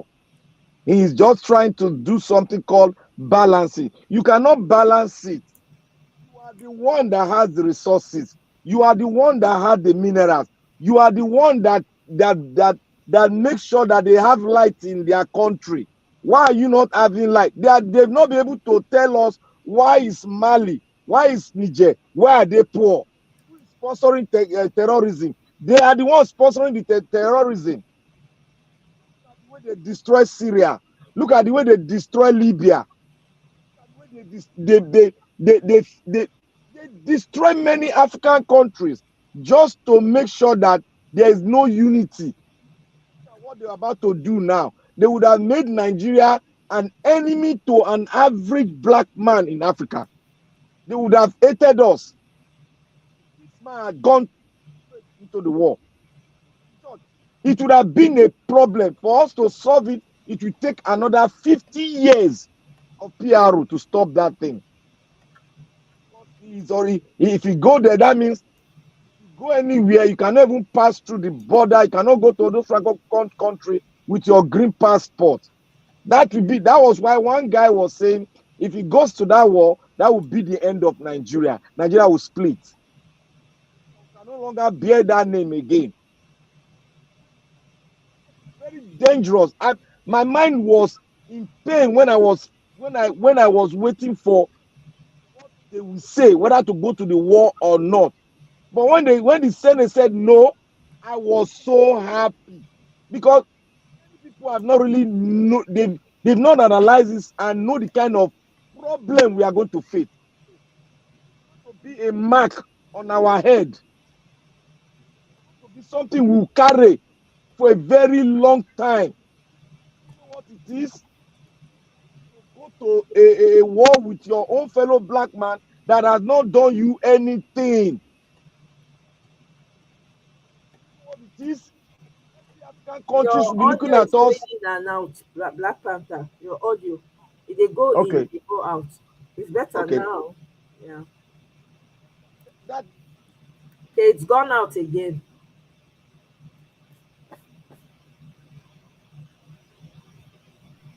The audio don't cease. hear me now. I changed my network. Oh, okay. You sound better now. Okay. So that is what it is. A lot of people, I couldn't eat very well for 2 days. I couldn't eat very well for 2 days because I sat down on my own, figured out the map of West Africa. Why the thing they go out? Your headset you dey use. The thing still they go out too. They go out. It go loud, then it go quiet, it go silent, they go small. Na network. Don't mind this network. It's just in a network. I think it's audio, it's not network. Oh. Your network is fine, it's your audio. I can hear you very, very clearly. Are you using a headset? Yes, headset. That's why your headset, there's something wrong. So when you're talking, you're clear, and then all of a sudden it just goes out. Okay, how is it now? I'm hearing you now. You can go ahead. Let's see. Like I was saying, can you hear me now? It went out again. We are hearing you now. Now they hear you. Now we are hearing you. This kind of network. You want chop, you want come out the honey where they my head now. Did they hear you? They hear me now? Can you hear me clearly now? They hear you now. You said they chop, you they enjoy. Now chewing gum, my brother, man, not go sleep because this matter, they hook me. Now maybe come out. Make I not go sleep. Now maybe they chew gum. Can you hear me now? Yeah, I can hear you. Okay. I like I was saying, I could not eat very well for 2 days. People were warned. My wife even says they was. I said, look, this war, now wahala. Serious one. My wife does say I take concern you. I say I no go take concern. You no be Nigerian. That's how you. You no go travel. You no go move. You will like to the waka waka. My wife will like to the waka waka. You no go move. This you no go possible again, no, because everybody go they scared. They scared now. Make somebody not go carry like what did they carry? And Sunday begin they do something for street like what they did in London. Cause they take stab people. So and a lot of countries go say, oh, we don't want Nigerian here again. So those kind of relationship that will start that they will start all this xenophobia stuff. You know, I was so touched. But when they said, oh, they don't want them to go for the stuff again, I was so glad. My mind calmed down. No, but because I not sleep for days before. I was so cold. My heart was heavy. It was a heavy burden because they were about to use Nigeria as a pawn. Yes. As a pawn. We all knew. People that didn't know, they were just gambling. Oh, Nigeria is the biggest. Which Nigeria be biggest? You go turn to rat after the war. If you fight this war, it no go end. For you go there, you go fight somebody for a land. Yeah. He go past 10 years. When 4 African countries they combine,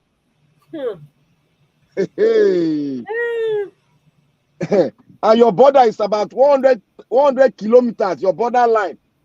You are thinking it's a child's play. When you don't even have good security, they will come from every corner. Enter like this, you go be like saying terrorism. So these are the kind of things that a lot of people don't. We need Africa to open the border. Everybody to be free for everyone to move around. If North Africa does not want to join, let them build their wall. We don't want it. Let them build their wall. We go to collect visa, go there. But we blacks, let us come together and have an open border. After all, for North, how many million there be for North Africa? They not reach anything. if they come on North Africa, we are still 1 billion plus. So we should have an open border. The concept. North Africa, let me tell you something. For North Africa, they have the blacks. The blacks, they don't push them, go in, push them, go in, push them. They don't let them get voice for anything. Those ones know that they are part of Africa. The ones when they do like say sky they fall from. Now people when all these palm color people when they come intermarry, when they to whitewash the thing. Because I remember one time they're talking about changing the face of the particular Egypt. And I get one friend when I get from Egypt. She say the things where they happen, her grandmother is blackity black. But she, because maybe her mama marry man where they, there's a pressure on them to marry whitey. White, yeah, to change it. They go for yes, to whitewash their this thing. There's a pressure on them because now you go she even marry when she reach here. You understand? So there's a pressure on them. So those ones now that they won't do as if now they be the real Egyptians. Those ones they are invaders. The real Egyptians know themselves and they know they are black. The real Egyptians. I'm telling you, I read up about it and I saw the documentary on it. It's very sad. They push them. Don't they let them do the, come out in the limelight to do like, they're not in the forefront. They push them to the back, just like they do in Brazil. Just like they do in Brazil, just like they do in other places. Like the story this guy shared about Algeria now. They maltreat the black people and they squeeze the life out of them. Those ones, the ones that could not run, those ones they starve them out, as in they bite them. Finally, through starvation and hardship. A country like Algeria and black people 9 days before, but they don't wipe everything. They will all run. They will all come to us. Now we be the honey. I'm telling you, when we just get them right, that be my own. Can we be the honey? What do we not get? Right. You throw corn for Nigeria soil, it go grow the next day. No fertilizer needed. No, nothing. We know they import soil now. Why China can't they take our soil?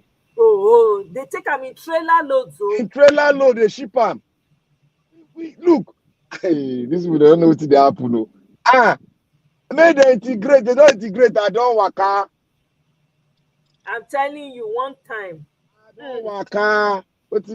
I don't waka carry money, go establish. Start trading for Ghana. They trade, they open border. They trade, They trade, get farm too. They grow my food, they chop my thing. What is it now? I buy for market, or my neighbor go give me the one when he plants. Now so now. Come tell me say I must do something with that colonial master. To hell with them. They don't know the kind of head. Are they paid us the reparation? Did they pay it? For where even the ones when they when they thief come out, they don't pay them.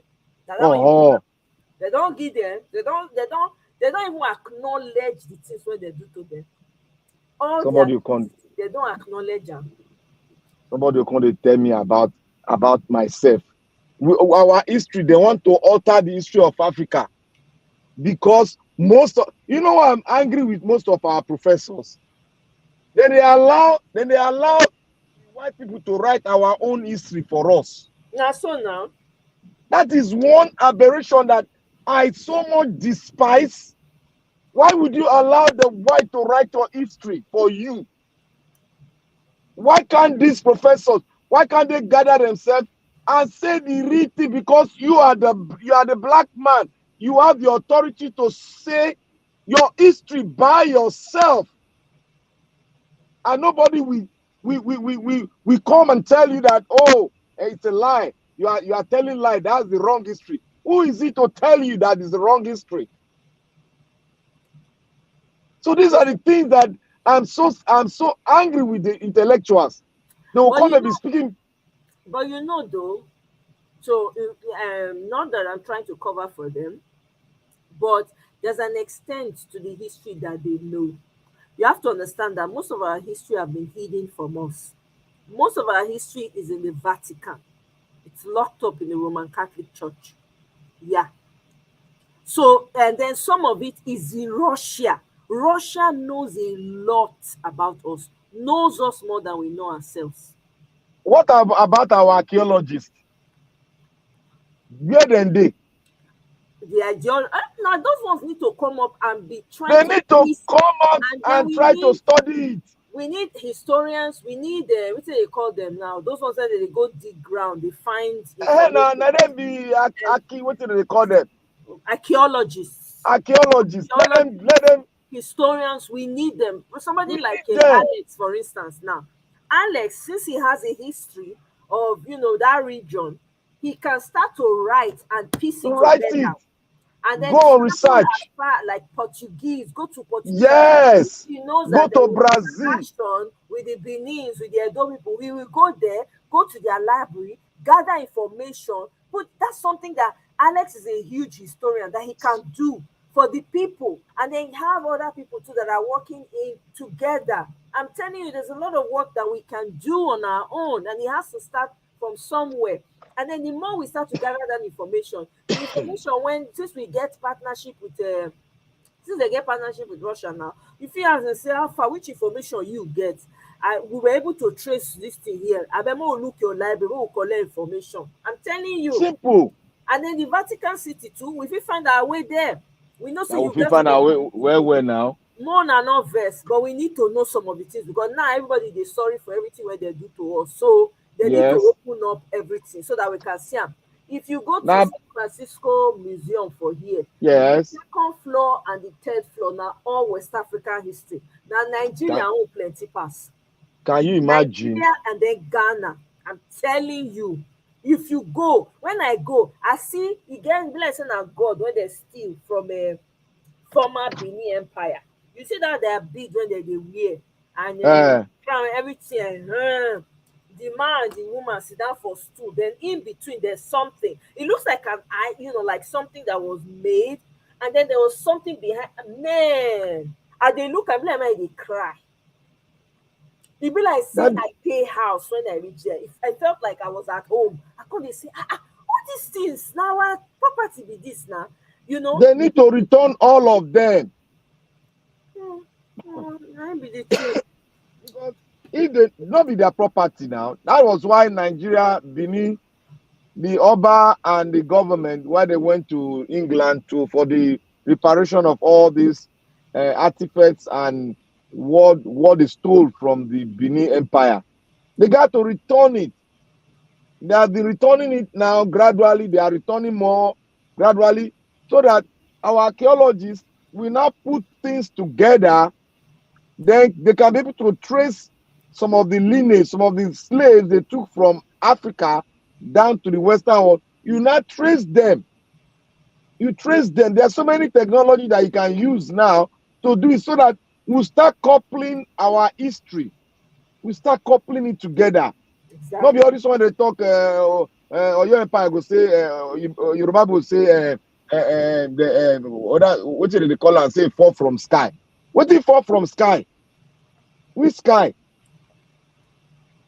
That one no be history. That one na wayo thing. They don't know that they don't know their history. Nothing they fall for sky. They physical. Let us join the things together. How did they worship them? How did they do them? What they are doing? What they do? What made them? How was the empire? Were they organized? These are the systems they were using. That is how we are going to trace it, and we are going to form a government, a system that will suit the African people. Socialism, America they use part of them. They use that now. They use that now. Capitalism failed now. GM Motors, they know almost crash land. What happened? Obama carry money give them. Is that not part of the socialism and communism when they practice? Who failed? Is it not the capitalism that failed now? That they now apply social welfare and put so that the company don't go further. Is that not what they be doing? Anytime capitalist state want to fail, they will apply socialist system to bring up their own system back. That's what they've been doing. Malema said it. Why should you crucify the Chinese. Whenever your own system is failing, you apply the Chinese system to bring up your company back so that you don't have unemployment rate. Then there will be, you see, we need to really think. That's why sometimes when people say they get scared of Wagner Group, they get scared of Russia, they get scared of Chinese, there are good things in them that you can tap from. You are the owner. You have to dictate it. Why should you be scared when you have your all the ace in your pocket? Why? They will come collect up your pocket. Nobody go see that. They need it. They are desperate. They need it. So you got to say, okay, you need it. I'm going to sell to you for per gallon. I'll sell to you $100 per gallon, per barrel. That is what Africa is supposed to be doing. Africa is so rich that these people, France, all of them, their head is spin now. They know that there's a new generation coming out of Africa. They are finding a way to put it down by the generation. That's what they are finding now. Because this old gag, Abado and Co, they need to go. This old gag. That's why they thank my God. This new generation, when they come now, they don't see the old wayo where the old ones they play. And they don't want to follow that trend again. I am so glad that there's some say, oh, the coup, the apple. If coup, military coup happen, if military coup happen, we want to settle the thing. Let us settle ourselves. Let us formulate what system we are going to do. We don't want this wayo democracy. Democracy today corrupt. It's too loose. Africa cannot do that because it's going to corrupt African system. That is why I've been saying it. I've been clamoring it anywhere I go out there and look. We need our system. Democracy has corrupt. Look, okay, I rose up a question. I said, let anyone come up and tell me boldly and tell me that democracy worked perfectly in Africa. Let them point the country in Africa. That democracy system, it works smoothly. Let them point the African country. Let them point it. Let's see. Let's go on the floor and debate about it. But because there's no unity in Africa, we have not been able to sit down and talk among ourselves. This system they gave us is alien to us. That is why I'll be clamoring. We need to bring our traditional institution back to limelight. We need to bring them. All this system of, this local government, you bring one person, you go just sit on top money, you go chop everything. No law, nothing go hold them down. Nothing. They go run, go. Somebody take 150, somebody where they take care of the national treasury. He embezzle 190 billion. We not see him again. He don't disappear. Is that the democracy we all want? Is that the kind of democracy we want? If somebody steal $4 billion for France don't the economy don't they shake with that. No talk lots of Europe, Britain. We need a sold us system that they know that we not work with these people. They will not they'll be telling us that we cannot manage our resources because what they sold to us is alien. They know that it will corrupt us absolutely. They know. Why should I be carrying my money to Europe, to bank? Why should I go and buy property there and leave my own country? Why should I go and invest in companies over there and leave my own place? Does it mean that your place is bad? Why? Because the system they gave you has corrupted you. And where is your safe haven now? In the hands of the lions over there that colonize you. You see the mentality? People that colonize you are carrying your money to them. They gave you money. They know that you will not be able to use that money because the system is too loose. Mm-hmm. It's too loose. Yep. Somebody will just write check. They gave Sign them check. 6.4. They give Agbado 6.4 billion to do this work, to carry out this work, to send people. I sure say na draft check then give them. They know now draft check now. They know Oyibo no go give money like that. The people are very, very conservative. They'll give you draft check. You not see the video when I play. But I say you not see them. The video when I play. I mean, not be video, an article. See, there's an article about waiting France expect from Agbado. I don't know whether you did when I read that article. I know. For about me, I don't hear many online what as presume what has been going on like that. My mind. They expect Agbado to bagan for French newspaper Le Monde. Yes. I think I heard it. Yeah, I heard that one. Yeah, I heard that one. Agbado's credibility will depend on what he can do in Niger. As the head ECOWAS, the Nigerian president, INEC president, will have to show that he can be decisive on defense issues. Yes. Okay? So that's the expectation. They give him money, 2.4 billion, not be beans. And that one they think. You know if you do anything, they don't enter one chance. You know, if they don't know say now draft then give them. They don't know say it go pass through parliament. Not be they know democracy. They don't know say it go parliament. They say go just go hey you go carry gun, yeah, go war. That's what they do. They don't know say go to parliament. They don't know say every African as Africa did so we all are neighbors and we they marry ourselves. They don't know say they get family there. They don't see the borderline. It is easy because their intention are to cause katakata for there.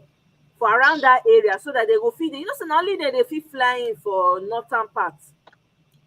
So that they would flying, you see, so that they would steal the money, exactly. steal the resources, carry resources go, uranium. So there's no place they can get uranium again. Maybe they go meet China, now maybe they give them. We are ready to do business with any other country, apart from this Europe and whatever. We should not be scared. We are the only. Let's dictate. We need to fashion out the ideal we want to follow. African Union should be solid with these young boys. We need young people. These young boys that took over now, the average age there is 38. These are the kind of people we need. Don't be all these old people. They know what? Look Cameroon. We never even know that one still they are alive. He's still the president. Yeah, yes, say they bring the children in Peking now to take over from him. That is what all of them are doing. The Cameroon. That is what all of them are doing. They want to keep the thing going on just for you. Where are you going to take this money to? Your African brothers are crying. Some of them cannot even eat 1 square meal a day. And you are there saying you are president. We have oil. It is the way they have for Niger. Now they have for Nigeria now. We have oil, but we don't have gas. We don't have petrol. Our refinery, they finish over $5 billion has been spent from Baba Yabo time till now. It's not working. How much they spend for this guy refinery for Lagos? How much did they have they spent reach $1 billion? We spent $5.something billion for routine maintenance for the 4 refinery. None of them is working. None. Go and look at the same year Egypt built their refinery. Nigeria built the refinery. Egypt is I want to fall. It don't go down. None of them they work because of greed. Nobody love his own country. they go Europe. Every time they go for medical checkup for Europe. Now hospital dey there, and you have the best doctors in Europe which are black. Your own hospital dey there. You don't want to build it. You want to do it. I don't just know what is wrong with these people. There's something wrong. This thing when Kene put so, it makes for me. That's for me. Oh, everybody need to figure out what will work for them, right? Okay, you really tell for you. So there are two things in democracy. We can have a hybrid system, right? Igbos they say have no king. That's because everyone's say counts. A system we had before they coined democracy. That's why I said the oldest democracy is still and from Nigeria, from that continent itself. It's actually maybe other African countries practice some form of democracy. I'm telling you, this system is as old because what is fair is fair. What is not fair is not fair. There's an element of democracy there. If we can find a hybrid, for me, socialism, democracy, you find a hybrid where everything works so that it's like a machinery that oils itself. Because this one, they do forced kleptocracy instead of democracy. That's where the problem is. And these stupid puppets, when we get, for their head, all they think about is how to enrich themselves and enrich their families. They don't care about anybody else. To them, that's their interpretation of democracy. It doesn't matter. I just read an article about how Bazoum didn't even have the majority of the votes. They now did a rerun, like what they are relying on the judiciary. They now did a rerun. For the rerun now, many people don't even come out to vote again because they don't tire. The person where they rally around, not person when get popular support, not being they give the thing to. So they install, they force them just like Agbado now. Their Western masters force this Bazoum on them. And Bazoum is from a minority, I think 0.5% of the population. And they call it democracy. So now they mix them up. Do you understand? Now they mix these things up. We have to find something that works for us. If it means coming around the table, and I have to say, women have to be very prominent in these positions. You don't get and finish.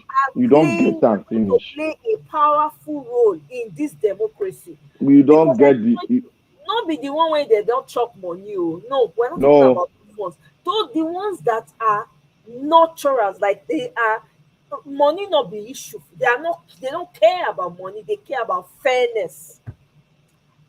If the women sit around and some of the men come together and talk, let's figure out what works for us. Because what works for one country may not work for another country. When coup don't happen, it might work out for them.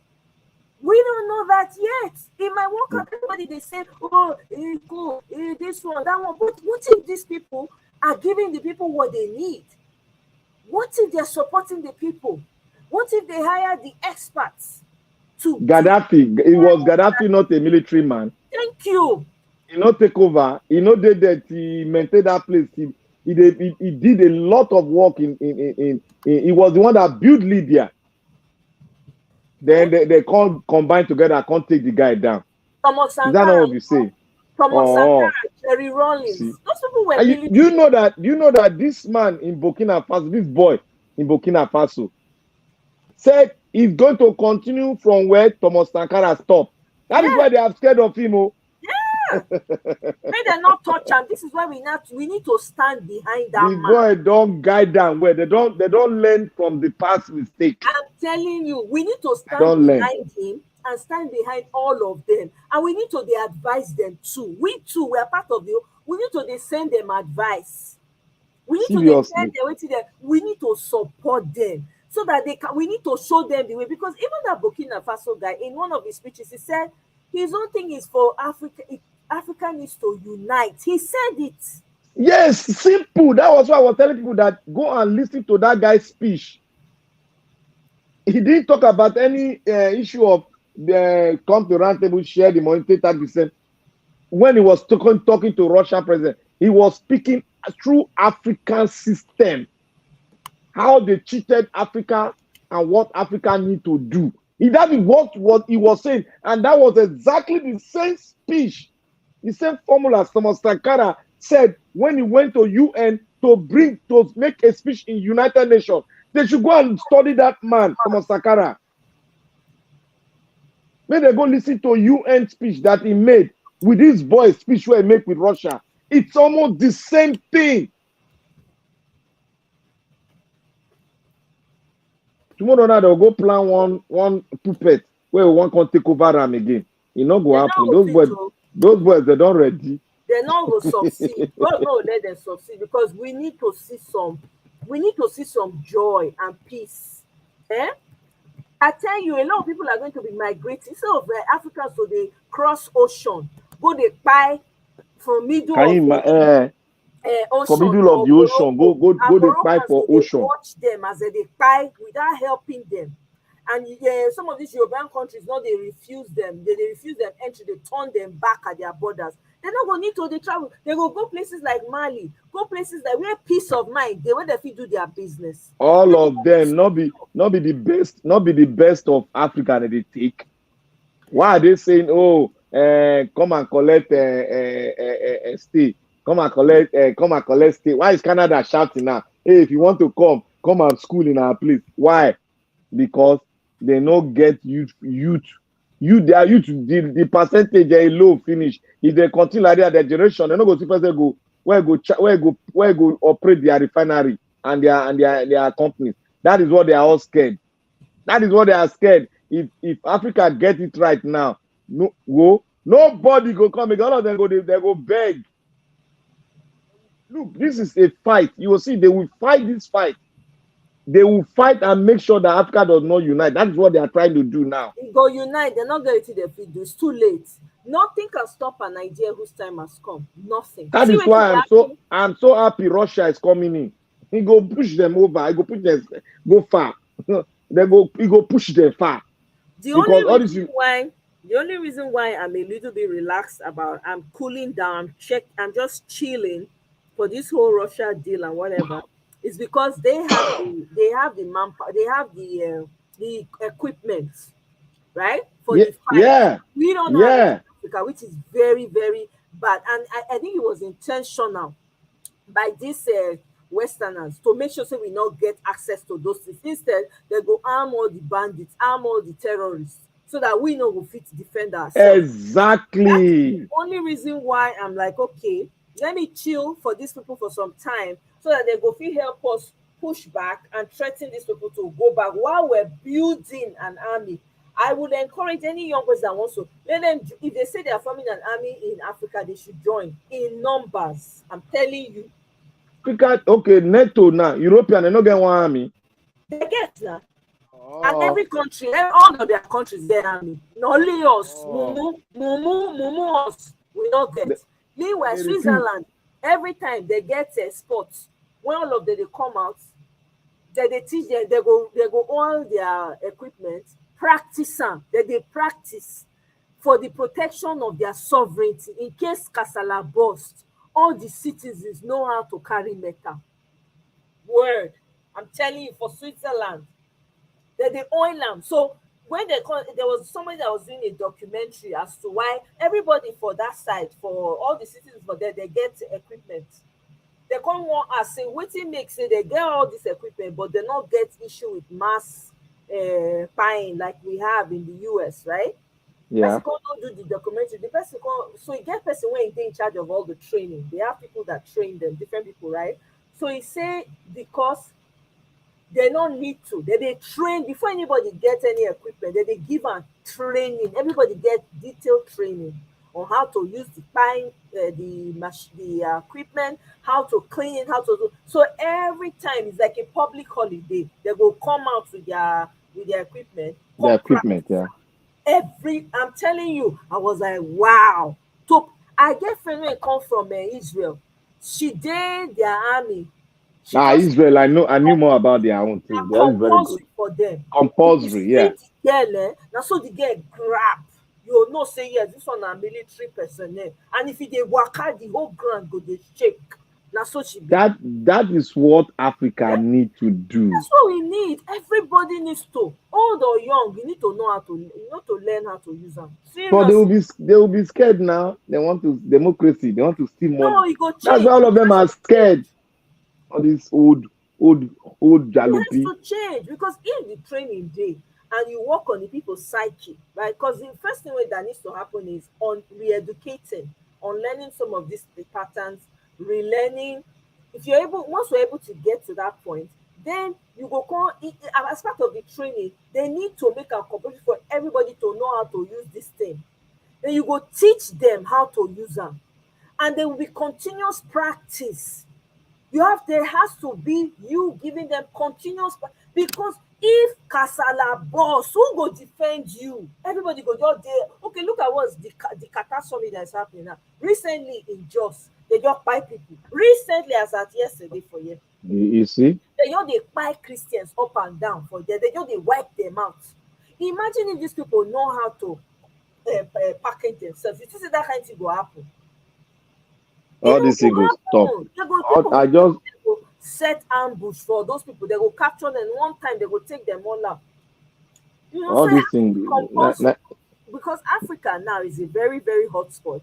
That's why it's very compulsory. Right now, we need to take security very extremely Very important. serious, and we need an army in every country, and then one African army that's like NATO army. We need that. Yes. And we need private armies too. I'm sorry, I'm saying it publicly, but those are some of the things that need to happen because we don't too suffer for invaders' hand.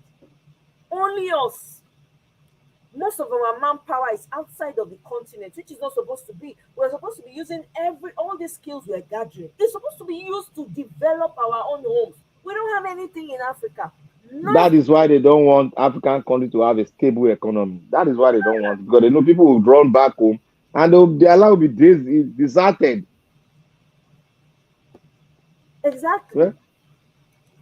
Yeah? I'm gonna play this last video and then we'll talk and then wrap them up. Call them a night.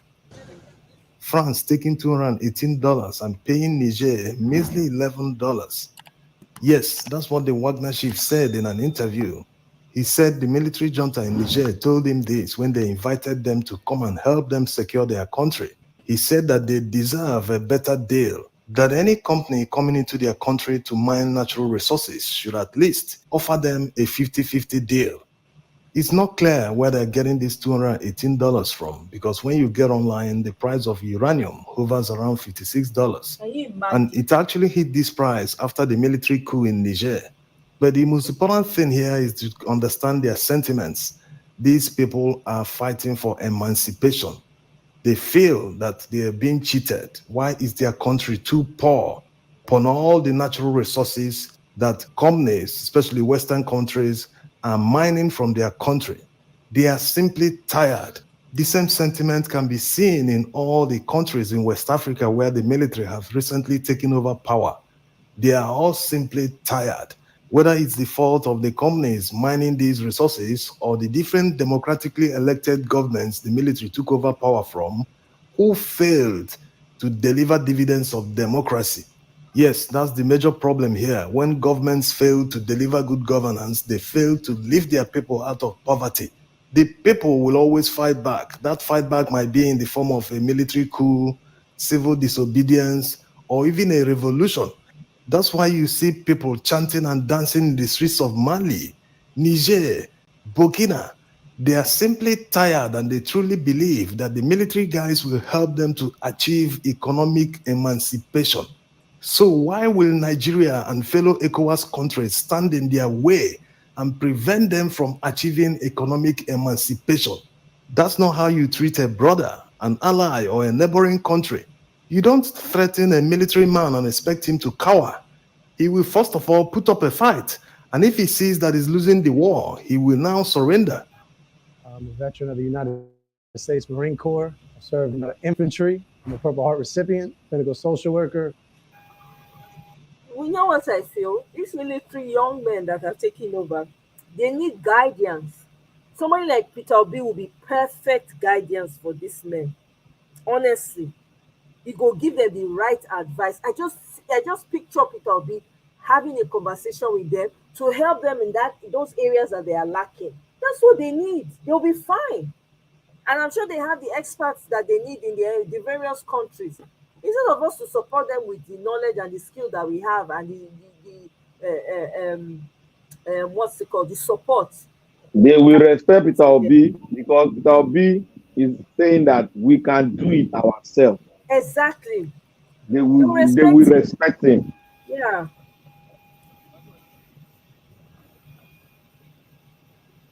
Thank God, Shaq. Yes, that's what they've realized. Sorry? After threatening to You saw it? No, you good. Okay. invade Niger, after 7 days, ECOWAS have now realized that it was counterproductive. That's why they now say that they prefer diplomacy and negotiations, which of course should have been the first thing they should have done. But after threatening and later sending an envoy to Chiani in Niger, he gave them a cold shoulder. He didn't even show up. So they now realize their mistake. And it's obvious they can't be doing this in the interest of Nigerians. When Nigerians are not complaining, they are happy, celebrating everywhere, dancing in the streets. You know, they are backing the military. So why should a foreigner be complaining more than the bereaved? Meanwhile, Tinubu has made a request from Nigeria's National Assembly to authorize a military intervention in Niger. This is already receiving serious opposition from his fellow party members who are from the north. The senators from the northern states are saying that they oppose it, that they don't want a military intervention in Niger. So it's obvious that they will not authorize him to go into Niger for any adventure. Let Nigerians solve their problems by themselves. They are not asking anyone to come to their aid for now. They are not even opposing the military guys. If in the future they start doing that, then a military intervention can be justified. But like they say, a stitch in time saves 9. Prevention is better than cure. Why don't we tackle the root causes of military coup? Why don't we expend the same energy in criticizing election rigging and political coup and tenure extension, even human rights abuse and stifling of opposition? Why don't we criticize them with the same energy? Why wait till a coup happens? Emirs them all. Only when it concerns their interests, you'll see them be puff. Look at Alassane Ouattara, the president of Cote d'Ivoire. When he was fighting Laurent Gbagbo, the former president, everyone saw him as a Democrat. But look at what he has become. After spending 2 terms in office of 5 years each, he forced an amendment of their constitution so that he can have a 3rd term. So why should people who don't obey the rules in a democracy criticize others because they feel it is a military coup? You can't change the rules in the middle of the game. That's exactly what INEC did. After telling the whole world how they will conduct the election, in the middle of the election, they changed the rules and rigged the election in favor of Tinubu. He didn't win the election. He doesn't have the mandate of the people. And he is the one talking about protecting democracy. Is this a joke? You don't know what democracy means. You violated all democratic rules in order to get to power. You used thugs, policemen, anything within your power and money to get to power. And you have the audacity to tell another man to restore democracy in his own country. This is a joke taken too far.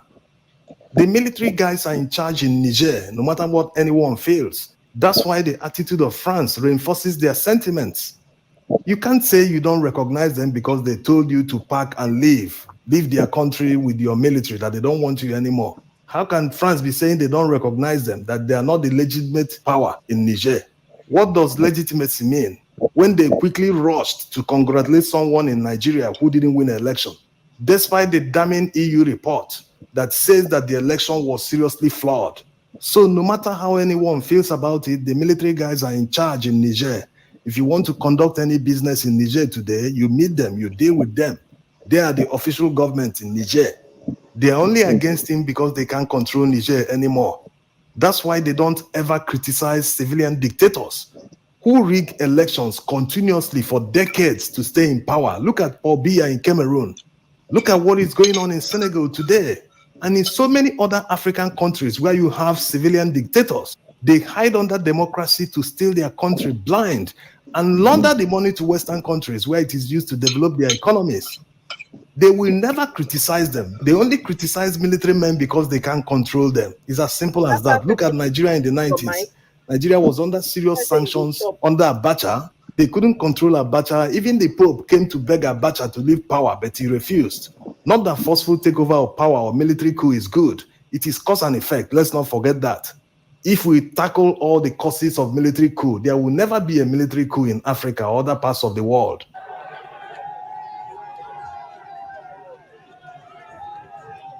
Most of these Western powers, what they encourage us to tolerate in Africa, they can't even tolerate a quarter of that in their own country. Can Emmanuel Macron amend the French constitution to get a third term after his second term finishes?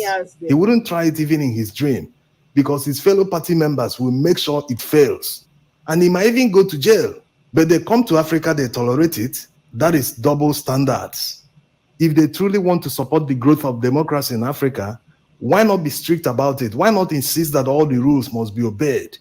And in a case where it is not obeyed, do not recognize the government. That's the only way to teach them that, yes, you can't go anywhere with this. We would see you as a military person that forcefully took over power. Yes, but they wine with them, dine with them, despite their corruption. When a military coup happens, they come out to criticize. No, this is double standards taken too far. The people of Niger will solve their problems by themselves. If the military junta decides to set up a transition to civil rule committee to quickly conduct a fresh election and get back to democracy, then it will work for them. They already have a bright future with investments in their natural resources, like the crude oil pipeline from Agadez in Niger to Cotonou in Benin Republic. Whenever they return to civil rule, the politicians must learn their lesson. That's the problem. They never learn their lesson. Look at Nigeria, for instance. What politicians have done in the Fourth Republic is not even up to what politicians did in the Third Republic that invited the military. They haven't learned any lesson. Look at this one, appointing 70 ministers. 70. Can you imagine? Highest in Nigeria's history. What will they all be doing as ministers? They will all be driving in convoys, wasting money on fuel, wasting estakos, wasting all sorts of resources. At a time they are supposed to run a very lean government to reduce the cost of governance, they are wasting the resources, and they turn around and tell you to wait, that good times will come in the future. When they are busy wasting the one of the present, they are wasting money of the present that are telling you to wait for tomorrow. They don't give anything in return, but they expect citizens to die for the country. Patriotism means a different thing to them. Yep. This is coming at a time when the cost of fuel has tripled. So you can imagine the increased cost in the many ministries, in the presidency, the National Assembly, and many state governments. These politicians only know how to spend money. They never know how to make money in the first place. They can't generate any money for the country. They only know how to tax people. So these are what Western powers and even ECOWAS should be criticizing now that it has not gotten out of hand. Even in the United States, Biden will never appoint 70 ministers. Will Macron do that, or will they do it in any Western country to appoint 70 ministers? Are we even talking about rule of law? They don't obey court orders. Will Macron do that? Will Biden disobey a court order?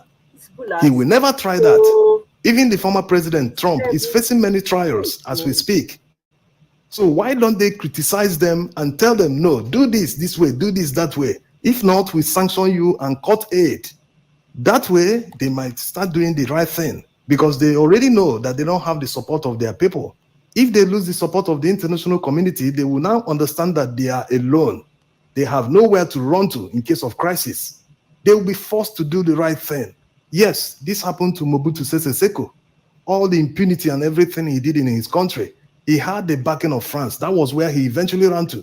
If an African leader knows that no Western country will grant him passage in the event of a crisis, he will not do things that will put his country into crisis in the first place. He will obey all the rules of democracy to make sure there is peace. So the Western countries are actually part of the problem. They are the ones backing dictators in civilian garb. Without their backing, these people will understand that they have nowhere to run to, and in case of a revolution, they will be the first casualty. They won't have anywhere to run to.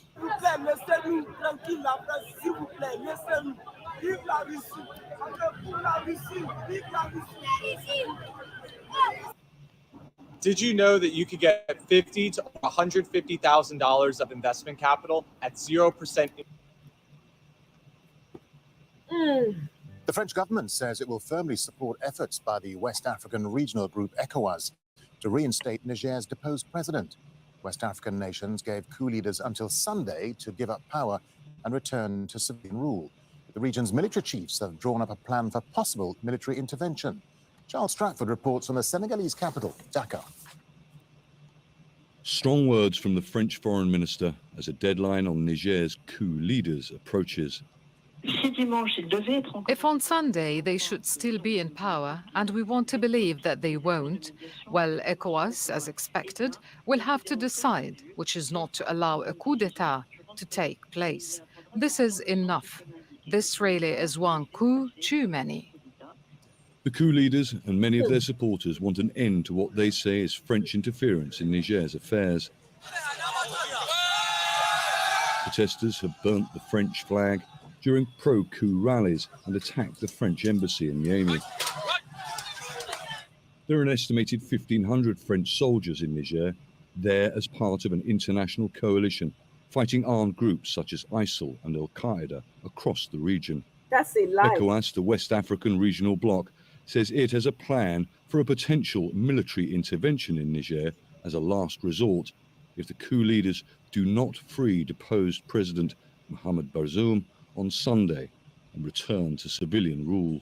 This is the terrible mistake that ECOWAS's heads of states made in making a threat and setting a deadline without consulting their military chiefs. Exactly. So the military chiefs have met, they've looked at the options, and they've placed the intervention at the very last. Coup supporters in Niger's capital remain defiant. As Nigerians, we said to ourselves that if the military decided to intervene in this situation, we would be with them all the same. And we are determined to go wherever they want. And we are not even in favor of negotiations. Niger belongs to us. Diplomatic and mediation efforts, including a visit to Niger by Chad's transitional president, Mahamat Idris Deby, have so far failed. Chad's defense minister says his country will not get involved in a potential ECOWAS military intervention. We will never intervene with our military. We encourage dialogue. We want stability to come back to Niger. The military leadership in neighboring Mali and Burkina Faso say any ECOWAS military involvement in Niger will constitute a declaration of war on them too.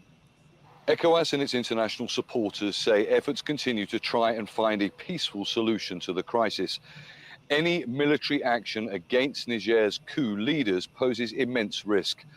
Armed groups, including Al-Qaeda and ISIS, taking advantage of the chaos and a potential war that could spread right across the region. Charles Stratford, Al Jazeera, Dakar. Well, the French Foreign Ministry has told Al Jazeera that Paris is committed to a diplomatic resolution. The situation that Niger is facing today is actually a small group of officers that had taken into a stage an democratically elected president, President Bazoum. They are also waging a very dire repression against civil society, journalists, free media, as well as different political parties that have been arrested throughout this last week. So this is the situation that the international community today is saying is unacceptable, and that's what ECOWAS has been saying for a week now, with a summit of the heads of state just a week ago that decided with very strong measures on the putschis for them to renounce the coup and hand over power to the democratically elected President Bazoum. So as the international community said it as a whole, because it's not just France that actually supports ECOWAS efforts to go back to constitutional order, it's the US, the EU, the UN with the UN Security Council that expressed itself just a week ago to condemn the attempted coup and support the region in its effort to bring back Niger to the constitutional order. First, we have to support ECOWAS efforts in the mediation effort that they have been, doing for the last few days. And you know that there was a delegation yesterday in Niamey, led by the ex-president, the former president, Nigerian president Abdulsalami Abubakar, who led the delegation in order to go and speak with the putschists and led them to the conclusion that they are actually in an impasse and that they should hand over the power back to the elected president. So this is the time we are in at the moment, and all efforts from the international community should converge in supporting this mediation effort. No, may they not support. May they not support. Now their country. They won't send. Look at him now. Look at him delivering news. Is Abdulsalami the president? Was he democratically elected? See all these people, they are hypocrites. These white people. Even when they deliver message, he couldn't even say it very well. Was he elected? You know anything I think for this matter? You know it just crossed my head. Is it possible? Ibil has said these spam color people, right? That they fear. I don't know to say anything when they see our we when we strong like that stand. That uniform, you know, and you can't get that uniform on top. They fear person when it's strong, when be our color. It intimidate them. So the fact that these people just feel comot person when they impose. Now the audacity, now they vex them. Because remember, they're not there, they get zero respect for this their puppets. Zero. Because now wetin they tell them to do, now they can't do. That's what just crossed my mind. I don't know.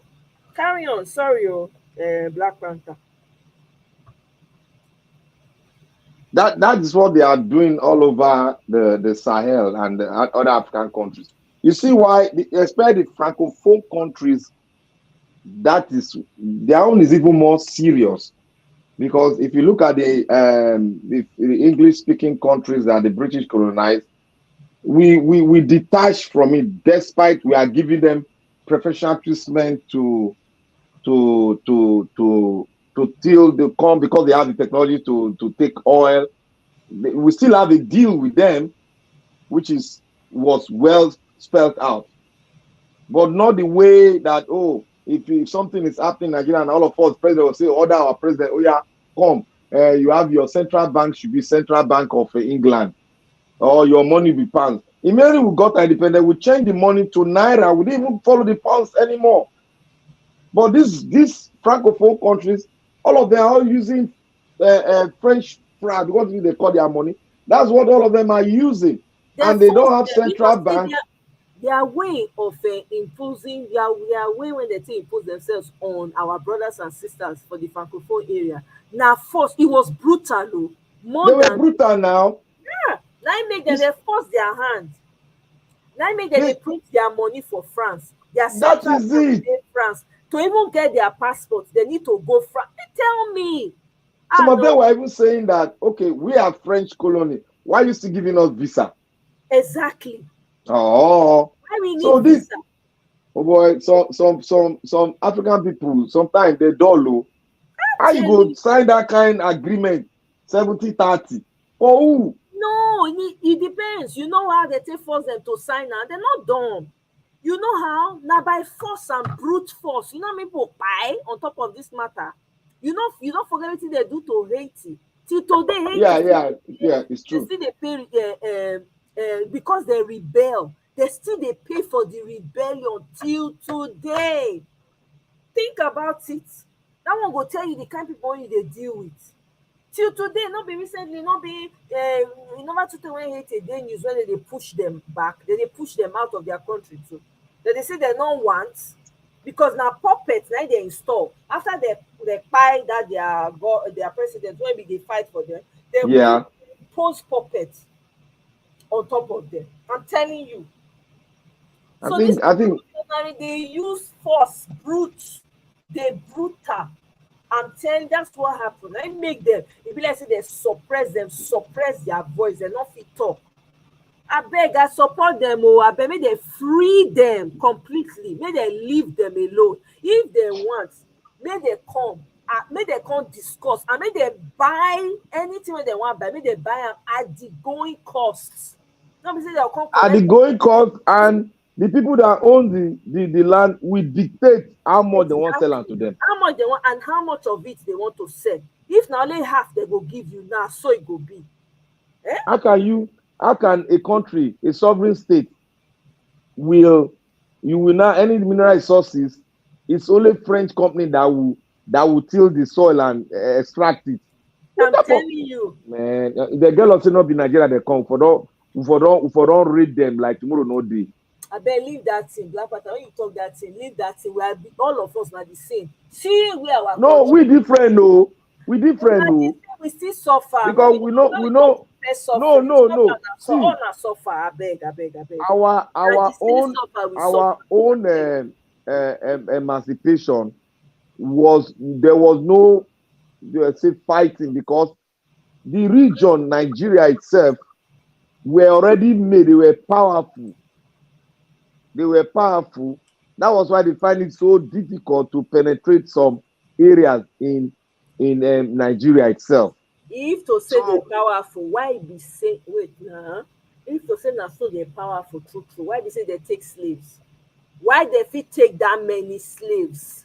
You know, but the slave where they take from Nigeria was not as much as the slave they take for Ghana. You know why we they compare suffering?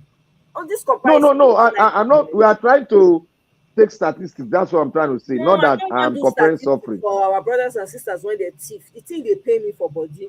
I don't want to do that kind of. That is why they take Nigeria as their leader, because Nigeria have proven it several times. Has proven it. Have paid the bill of so many West African and South African countries when they were in trouble, have sponsored and give scholarship.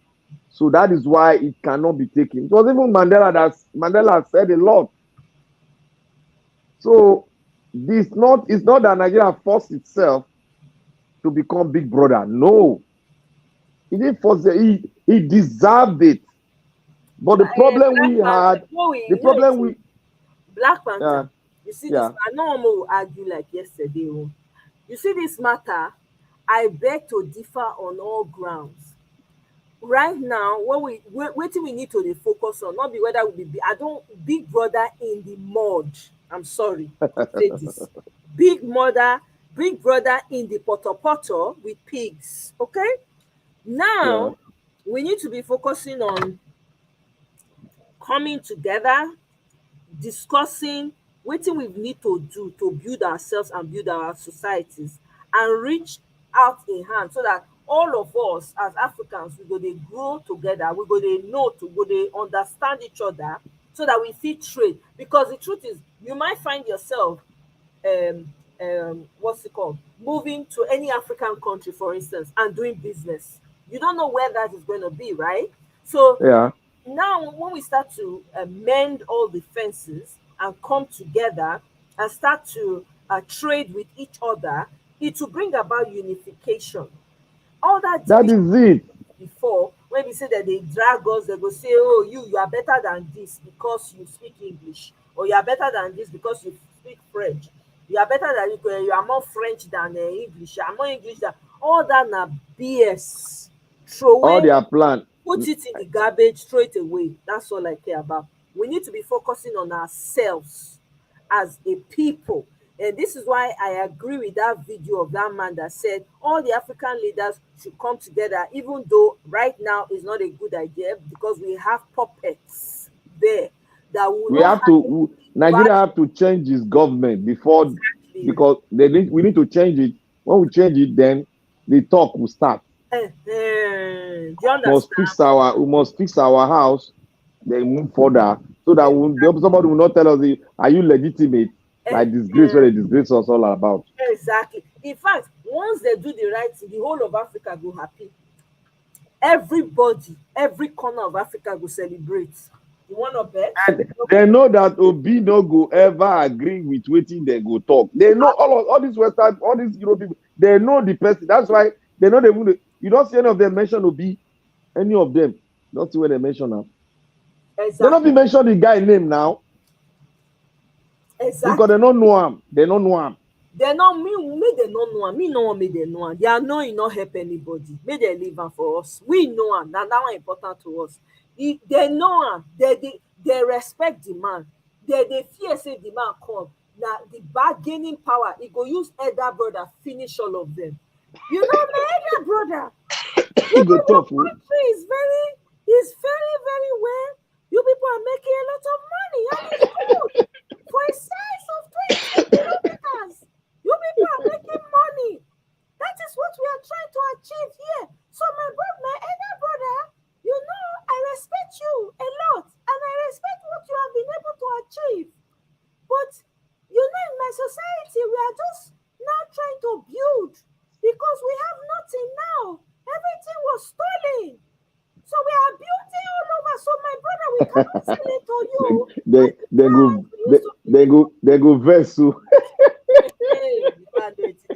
No, they're not go verse. You know they go vomit. We don't go enter that. You know the way Peter Obi they talk, it they calm your body, right? He go talk to you flower.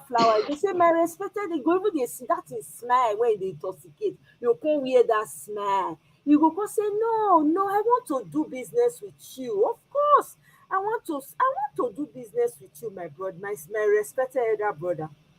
But we need to fix our home. But you see that price you are talking about. You know, by the time I sell it for you, I won't be able to build the second dam that will be providing electricity so that we can produce more, so that we can sell more. Oh, by the time you talk to them, and when they reach house, they want sleep, then they go remember, say, wait, I not like what that man tell me. We no go buy motor from their hand again. So I go buy innocent motor. Which they take outside. I go patronize innocent. Yeah, are you kidding? They know now. Many things we no buy for their hand again now. You know, see as Agbado enter, they don't bring electric motorcycle. You see Nigerian politicians. We get somebody where they produce car here, electric car. If they do them, we not be sponsor them. And they go import motorcycle from Asia. Hey, that's how useless these people are. You say they go give that contract to a Niger person. This is the self-hatred we're talking about. Make the person for make and he go subsidize them for people that they use. No, they cheap. It go they cheap. No, we get everything we need for that country. No, they would rather go. All those people we need cleaners. Alex Otto can finish. We need clean. If you're a cleaner, please, we need your services. We need cleaners. I'm telling you. Imagine how it go be. He go negotiate with them. See, Peter Obi no go dey against doing business with them. That much. No, he no go ever dey against them for business. I trust her for that one. Yeah, he go welcome the big, but you know go give you at the peanuts when you take the buy am before. Say you go come. You have to sign a new deal with him. We have to sign a new deal. You have to sign a new deal, and you know go pass back. Because everywhere go lock down. Go lock and down. Relationship with all our neighbors, so nobody feel sneaking. And even if it's sneaking, they go sneak you out, right? So we go get good relationship with all our neighbors. So if you're coming to buy, you are coming to pack. You are coming as you they come buy for our hand. You go enter motor, you come. You go fly, you buy ticket, you come by yourself. If we not agree to the deal, nothing what you fit do. I want to make it change the Nigerian military. May it change and maybe like America own reserve. Every state governor they in charge. Maybe they in charge of the reserve. Yes. Every state will get reserve. The governor go dey in charge of his own reserve. Make I can't see one person go say, "Oh, we don't want time. We will come from north." Go now. Go follow the reserve fight now. Exactly. These are the things. These are the measures we need to lock everywhere so that no hole go dey open for these mediocres or illiterate to come and be sitting down in the ends of power and be ruling graduate and bad professors and doctors, because What does it take to become a president of Nigeria? Just attempted certificate, you are the president. No standard, nothing. We go Because break when that you one. If you don't when get you university degree, you don't go ever feel hold any ever position. computerize all the everybody degree certificate must be online. Not all schools must get unified system. So that you just press the button, just tap your number inside the system. Which university? University of Ibadan. Type the number in. Your certificate go appear. Your graduation go there. Everything go show there. You know more. High school when I was 3 years old, I went to secondary school and I did GCE. You know go And I there. graduated at 9 years old. At 9 years old, you know go there again now. You know go there again because these are all the things they use in deceiving Nigerians. And because Nigerians, the way the situation is now, very tough, nobody want to listen. I won't blame anybody, but we caused it ourselves because we gave them all the room and freedom to maneuver us to this state where we are now. So, but we thank God, things have fallen in line, and we thank God because of the ripple effect we have in Nigeria now. Other African countries are waking up. I'm so grateful to God Almighty that the Francophone countries have woken up and they want to change the whole things now. So that because they have been the one that have been blocking everything the AU, the African Union has been setting. They have been the one blocking it. They don't want open borders because France want to be in charge of their resources. And there was no way because they signed the treaty. So now it will be very good and easy for Africa to come to the round table again and talk with these young military boys that have just come in. So they will be forced to come to round table to talk. Yeah. They'll force them to come to round table to talk. Not be you want to form a transitional government to hand over to civilian. If you take them 4 years, should we go talk to them? You think say they go do it within 2 years when they're not blind. They have to take care of the country first before they start to talk about transition. After all, Babangida do it for 8 years. So they should just try and fix their country, set up a new constitution, get away from whatever your forefathers have signed with the French whatever. They should move out of there and take charge of their resources. And they should find another business partner from another continent to do business. Cut France off it. Let them go and do things on their own. After all, they'll be taking the money from longer years and they'll be able to establish a lot of things that will give them more money. They have a good tourist attractive management. They can use that to make money. After all, Dubai is using tourism now.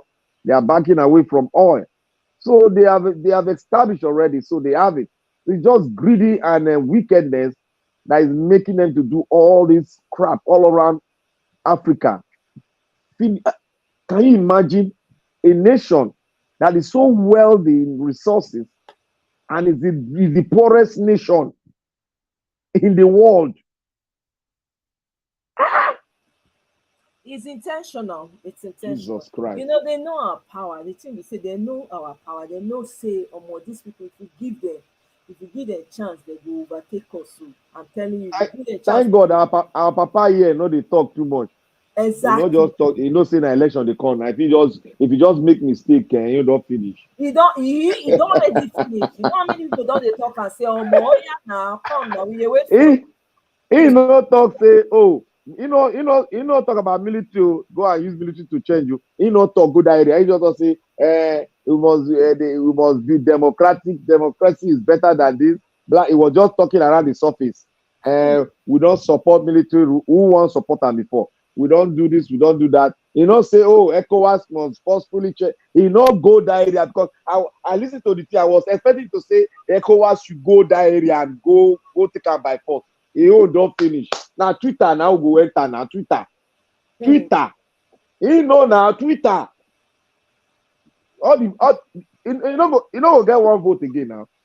That is why he's very careful now. They even talk go that area. All the spoke people, they talk go that area.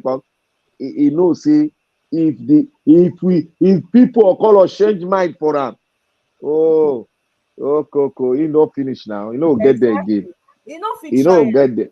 He no go get it. Now his leg don dey shake right now. He no go talk again. No. A lot of issues dey when we say they shake him leg right now. This matter of whether you be man, whether you be woman, whether you want be woman, you be man before you He go keep quiet now. They watch him now. Dey on top him head. Then this one they go on so a lot of our brothers and sisters when they thief their parents, their forefathers come this side.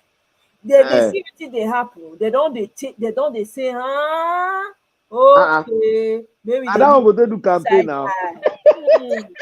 Maybe see whether you now won't go follow our people to go carry make our people. We'll say free Africa. Now the bargaining chip be that now. Hey, I say Elijah go sweet you. I'm telling you, go sweet for this side though. I'm telling you. You go side treaty tire. Treaty go side and tire. He go sweet, man. I the wait. As the kind questions when they go they ask some. You know, so you go all this their black station. They go ask some tough. I see, sister Omoye, you go see. You no go make noise go waiting there for ECOWAS. I'm very sure of that because if they go bombard her with that question, people go ask them. You know, he go faint now. He go faint. Even me already, I go strategy anywhere they go. If you near my side, I go find that they select people to ask questions. They go plant me for. I go ask some direct. If they talk, this is an opportunity to ask questions. I go ask and say, "Wetin be your plan? Wetin make you tell us the reason why?" He go define democracy for here and for Africa. He must define them. You go say when we say democracy for here now the democracy where they teach us now this one by this one by this one. Your own country they try to do one. But why be say when he reach, I go talk I go ask. If I get that opportunity, I go ask. People go ask a question now. They know now. Then the question look, he no go. I'm very sure he no go talk go any African country. I'm very sure of that one because you know the mindset of politicians for here now.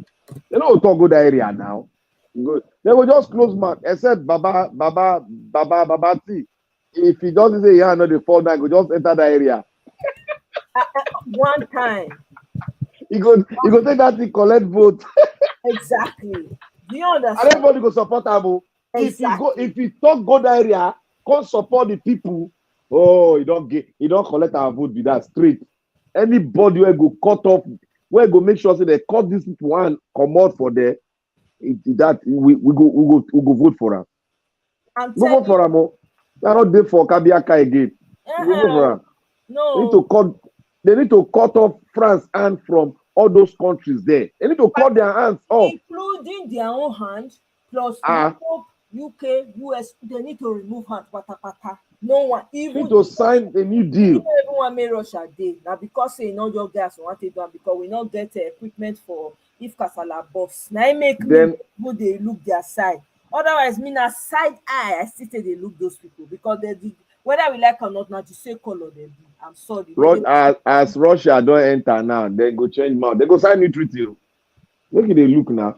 Yeah, anywhere Russia get engaged, they go come to round table. You know they like round table well. Now round table will solve the whole matter. Now it will solve them.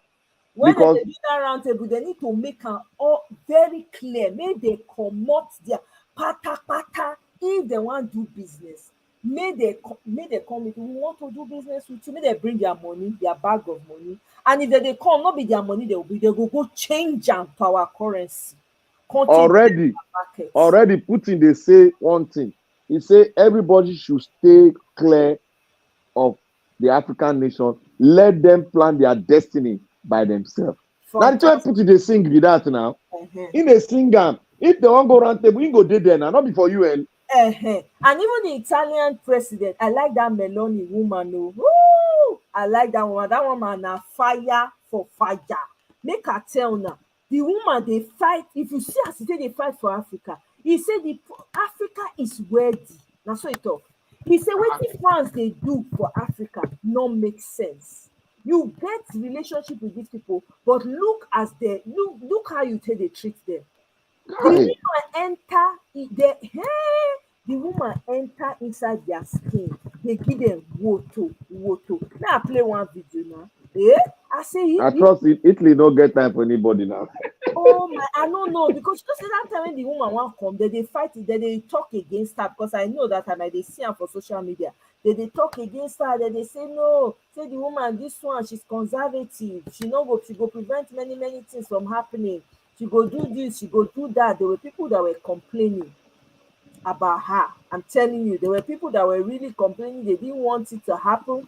Wait one second now. Even this French president, he not going to win election again. No. Like it's over. And that woman they won. Let that woman win. That woman ain't go win. Now the time for that woman to win. Strong when give interview, when it makes that conservative. Now she they want. Now she they go try next. They don't try these people again. This Macron party then again. Don't try that again. They not go try them again. Make I play this video. Wickedness. Italian Prime Minister warned France to leave Africa alone, stop the exploitation. Macron, he called him by his government name. Stop the exploitation. Materie prime come accade in Niger, dove la Francia estrae il 30% dell'uranio che gli serve a far camminare le centrali nucleari. He say, where France, make us start this thing because are very important. Let me be. Italian Prime Minister warned France President to leave Africa. He say, stop the exploitation of Macron and say, and by children labor in the mines and by extracting raw materials as is happening in Niger. Africa alone. Stop the exploitation. Materie prime come accade in Niger, dove la Francia estrae il 30%. Then he say, where France extracts 30% of the uranium it needs to run its nuclear reactors, while 90% of Niger's population lives without electricity. Carry go. Il 90% dell'uranio che gli serve a far camminare le centrali nucleari e il 90% dei nigerini vive senza elettricità. Non ci venire a fare lezioni. He said, do not come to teach us lessons. Macron, he called our government name again. He said the Africans are abandoning their continent because of you. Correct. Macron, perché l'Africa scappa da voi. He said the solution is not to transfer Africans to Europe, but to liberate Africa from some Europeans. I love this woman. Soluzione non è spostare gli africani in Europa e liberare l'Africa da certi europei. No. The woman the contest for president. From you, is that clear? Wow. Oh boy, wait, my Pharaoh, I need to jog on the spot. I dey like women when they sabi give woto when needed. Hey, I never knew this woman was tough like this one. Oh my God, I seen two of her videos. The woman is fire. She even bring picture come one time. One of the interview, he said, see the children look at children when Macron say they work for Africa. See them.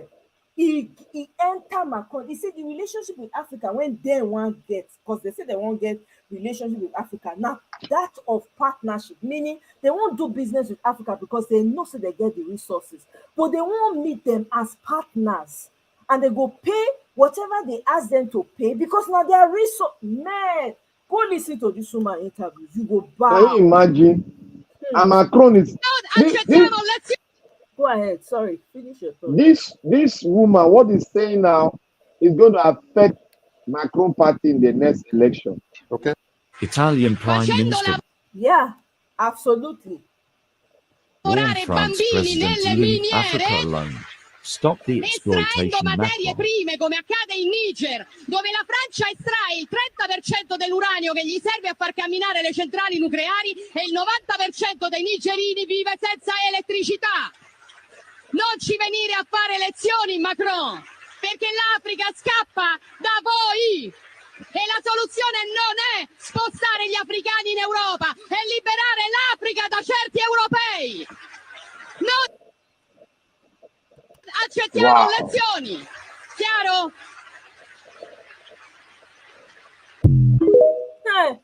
He give her Wow. Wotolicious. Wow, I love this. Oh my God. He give am to her to am back. He call am by government name. He no call am Mr. He call am back. He say that return the leave their land. They go return their land to them. Macron. Correct.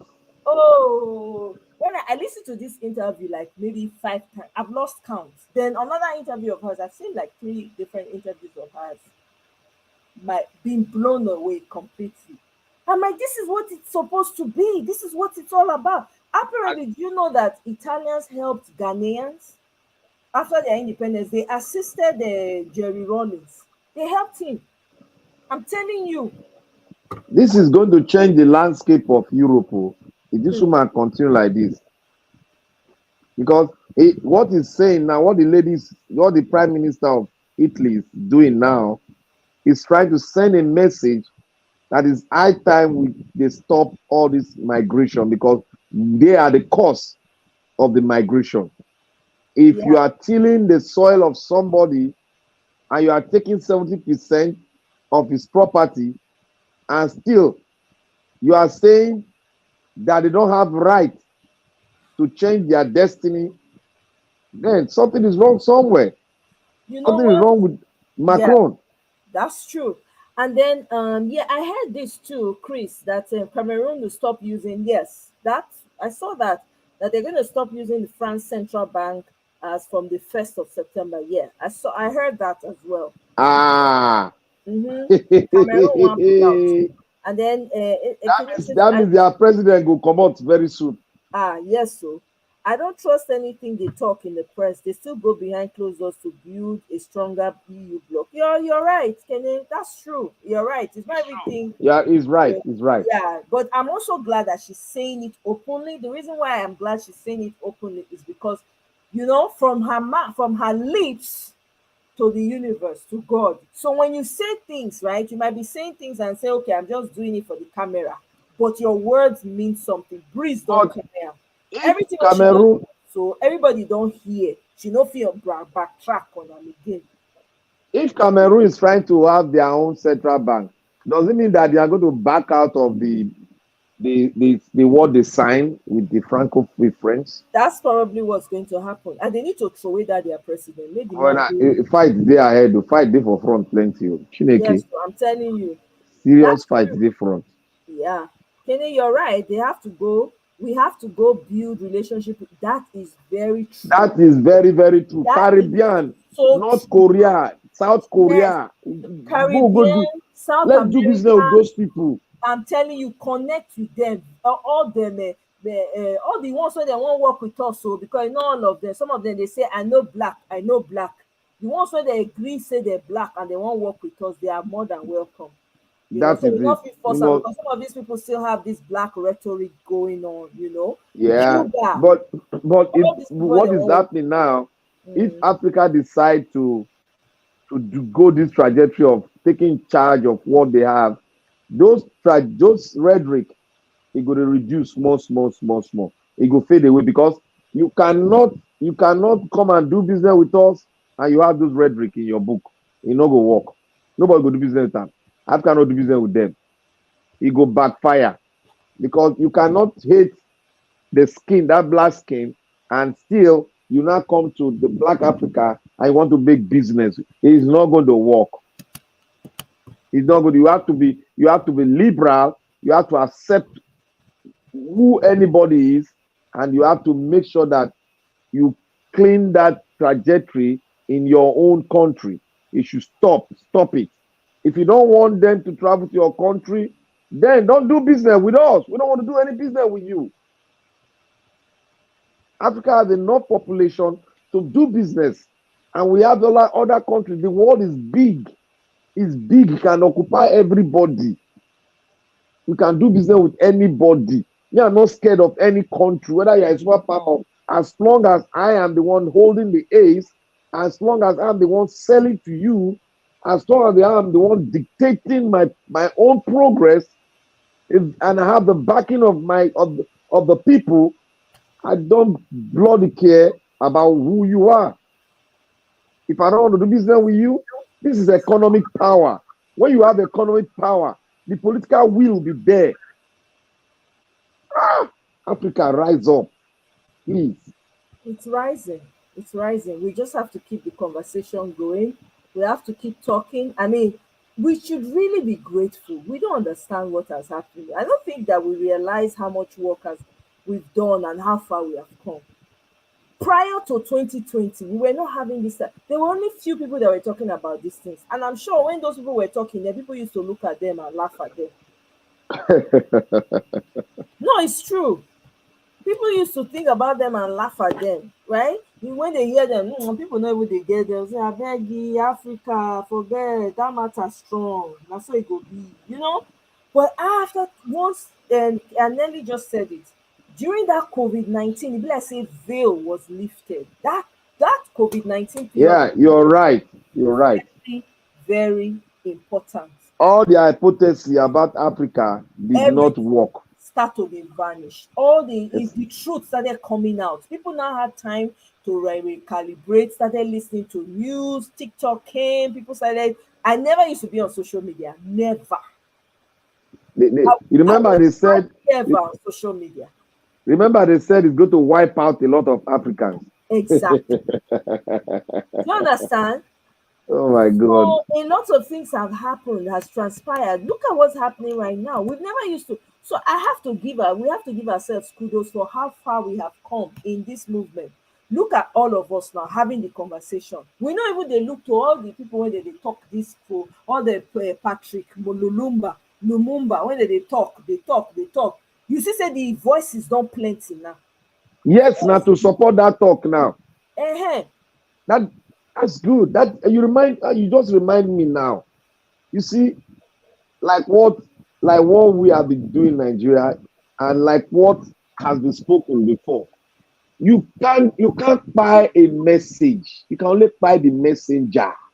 That message will linger in the hearts of men that will take it up again in another generation.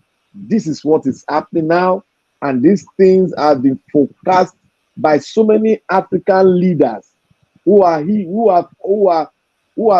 gone now. But the message and Africa need to unite and open their borders.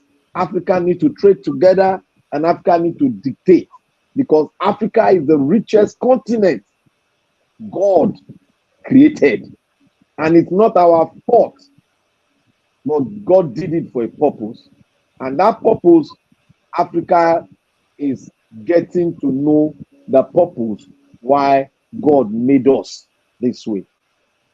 So I am just happy.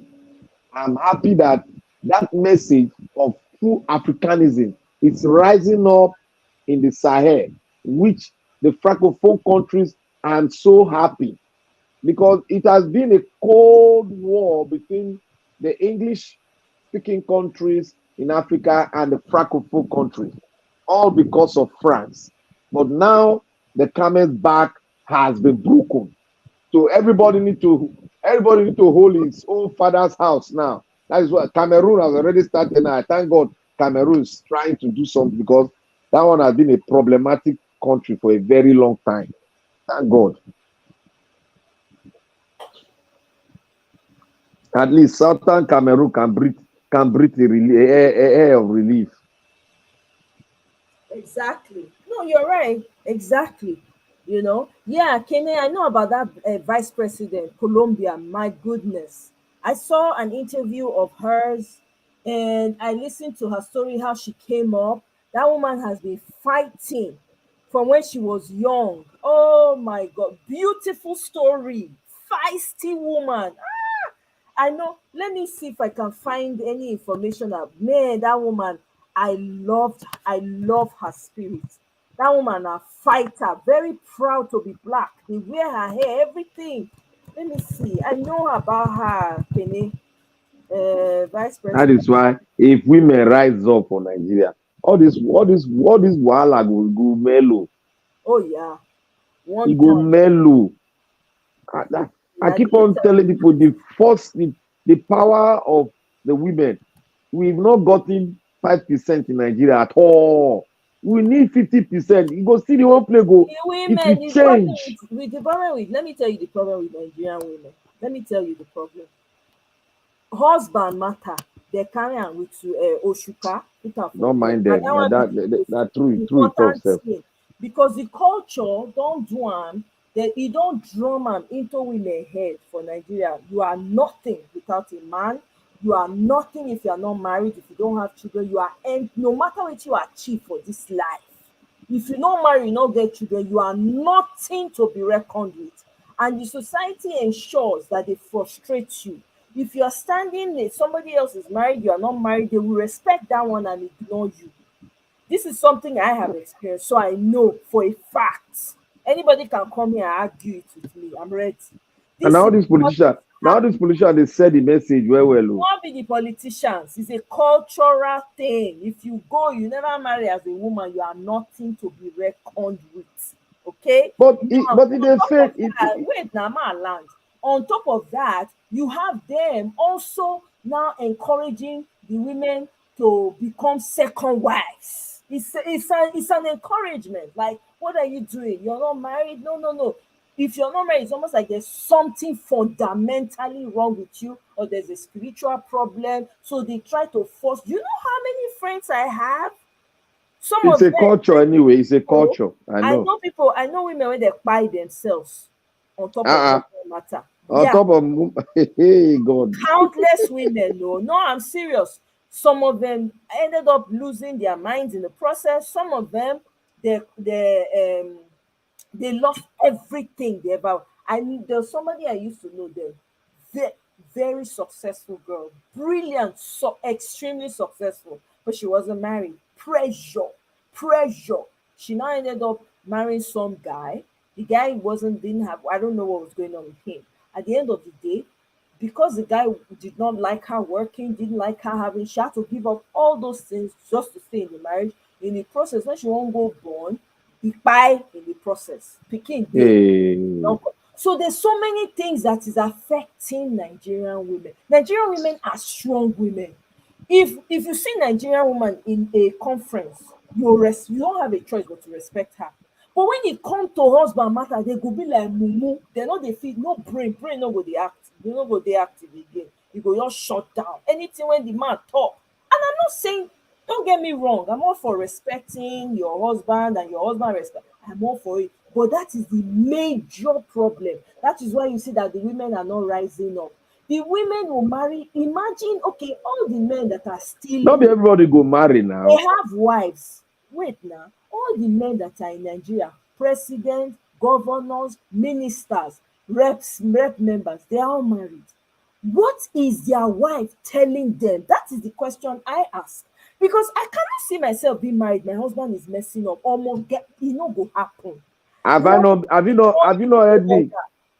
Have you not heard me make mention of that thing? But the women don't do anything. They don't do anything. They go, they protect, they'll say, me woman not go collect her from my hand, though. They go different prayer house, they go traditionalists, they go Aladura church, they go, they pray. My husband, let no woman, every Jezebel, you see that they pray. If they see you see go, they protect the man. May not be saying that you can collect. That is the problem of a Nigerian, and this is not so, I'm not just saying this. People see it and they talk about it. Other African women, they wonder why women ready to buy for inside marriage. That is the major problem we have in Nigeria. That's why you see that women are not standing up as they should. If this, I'm telling you for free, if the women are holding their husbands accountable, you see half of this corruption will be this, it not go happen. I think we can start from those inhuman maltreatment of women, setting up a strong law, a law that will paralyze anybody that will indulge in oppressing and women battering. I think there should be very strong laws, so that from that premises, we can now start changing the mentality and the ideology and the tradition that oppresses the women and make the women not to be recognized in the public, or using that I go marry, because normally it's not everybody that will get married. It's not everybody. I see some women when they say it, I respect it. It's not all of them. It's not everybody that will get married. But Let me that's not the play. Yeah, I want us to listen to this woman because her story is very unique. Look, this is her. Her name is Francia Marquez. If you don't know her, please go check her out. Vice President in Colombia. The way she wow. came up, man, I doff my hat, my everything. I have a lot of respect for this woman. Let me play it. She'll be speaking Spanish, but I think they subtitled it.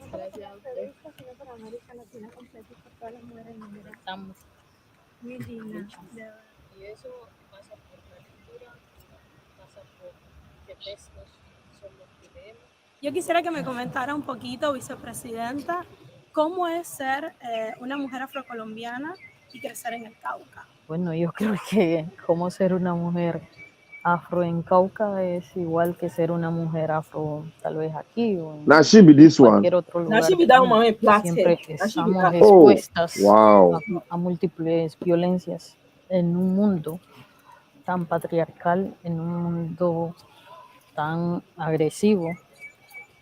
Pues ser mujer y ser mujer afrodescendiente no es tarea fácil.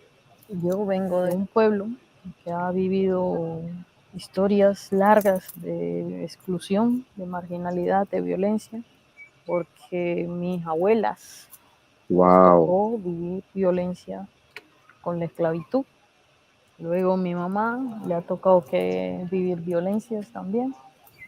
Así que es una cadena larga, sí, de violencias que es necesario cortar. Pero bueno, aquí estamos también con unas mujeres berracas, como decimos en Colombia, luchadoras que no se vencen y que han sido para mí un ejemplo de superación, un ejemplo de esfuerzo, un ejemplo de amor también, de alegría para sobreponernos a todas esas dificultades. Mi abuela siempre decía, a mal tiempo, buena cara.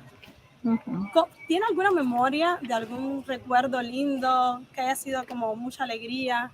Yo creo que la mayor fortaleza que tenemos es eso, es la alegría, que en medio de las dificultades, en medio de la situación difícil, la gente es capaz de sonreír, la gente es capaz de vivir con esa alegría, y eso yo creo que es lo único que no nos han podido arrancar como población afrodescendiente.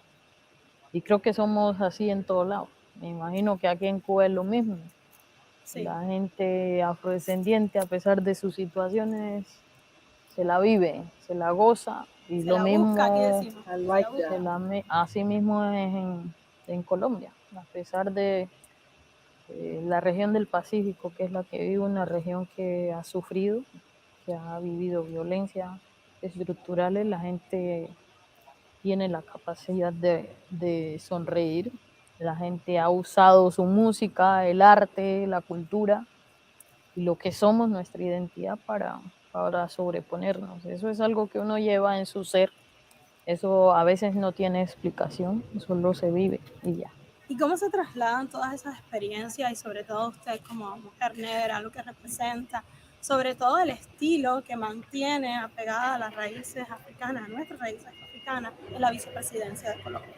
Bueno, yo me descubrí negra como a los 13 o 14 años. Tuve la fortuna de conocer al Proceso de Comunidades Negras, una organización que ha luchado por la reivindicación y el reconocimiento de la gente negra en Colombia, entre muchas otras.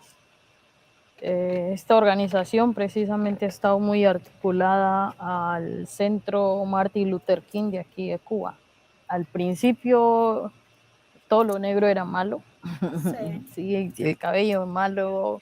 Pelo malo le dicen sí. Aquí, pelo malo. Igual, ay, ese pelo malo que tú tienes. Igual en Colombia lo mismo, pero yo creo que ha habido un proceso fuerte de reconocimiento de identidad que a mí me sirvió mucho. También al principio No quería ser negra, quería ser mestiza, quería tener ojos azules, quería tener cabello lacio, me echaba el alicer sin saber el daño que nos hace, porque los químicos, porque duele, porque Pero aguanta porque hay lastima, que ser y bonita. aguanta porque hay que ser bonita para ser más aceptada en la sociedad.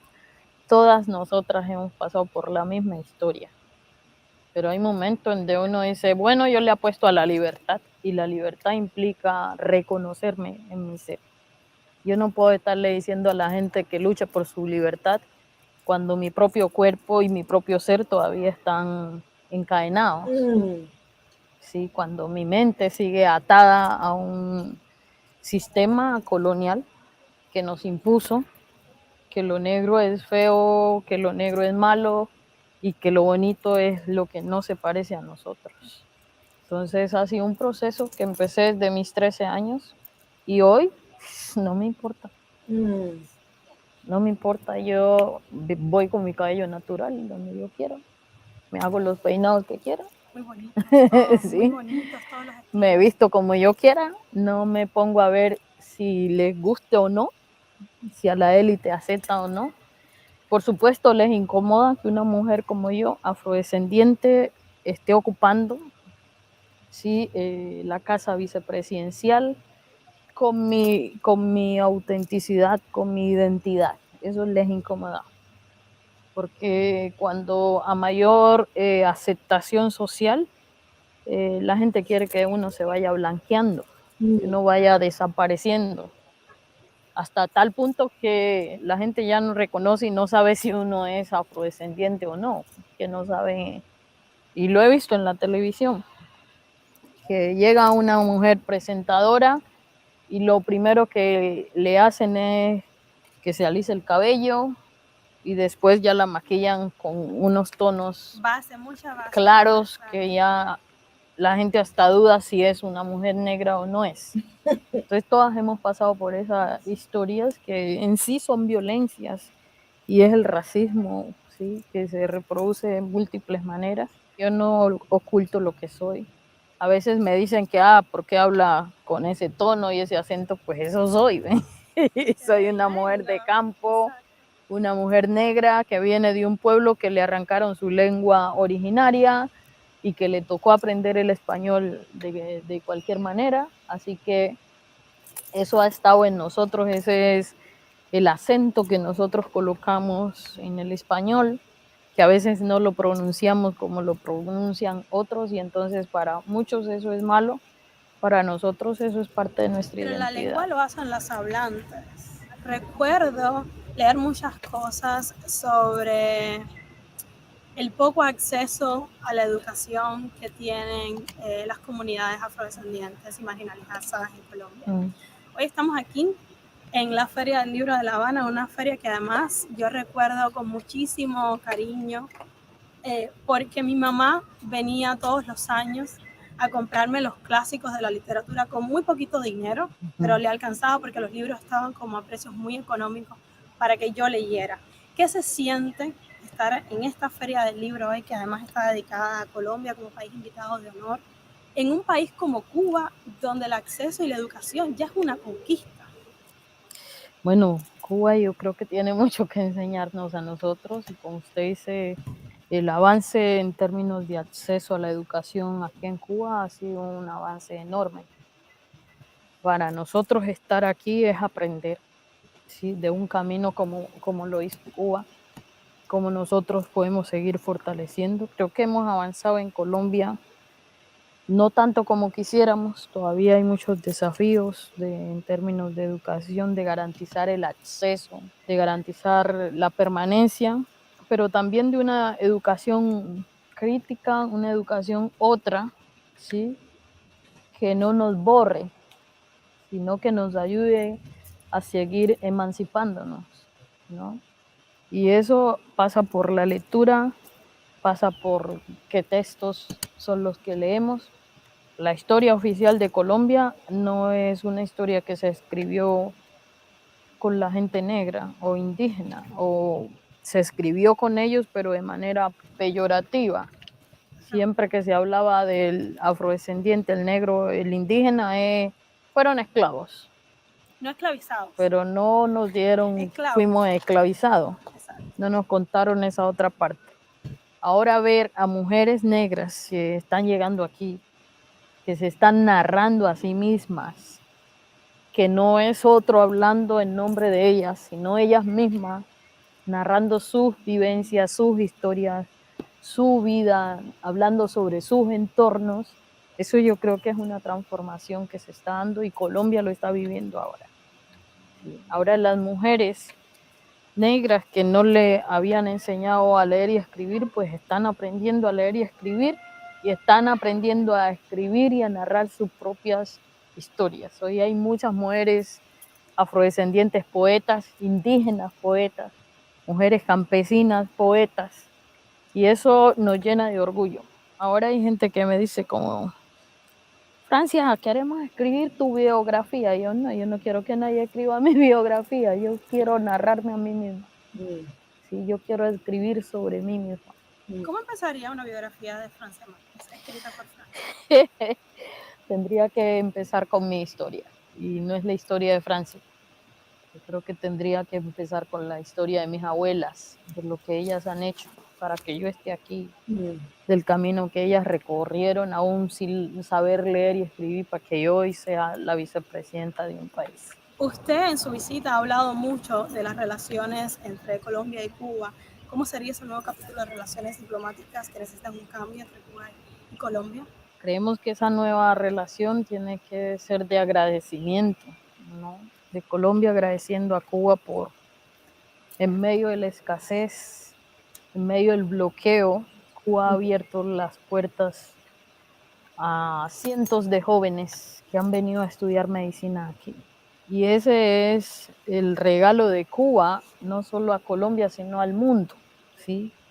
Y es increíble de cómo un país, una nación bloqueada económicamente, está exportando al mundo entero ciencia en la medicina.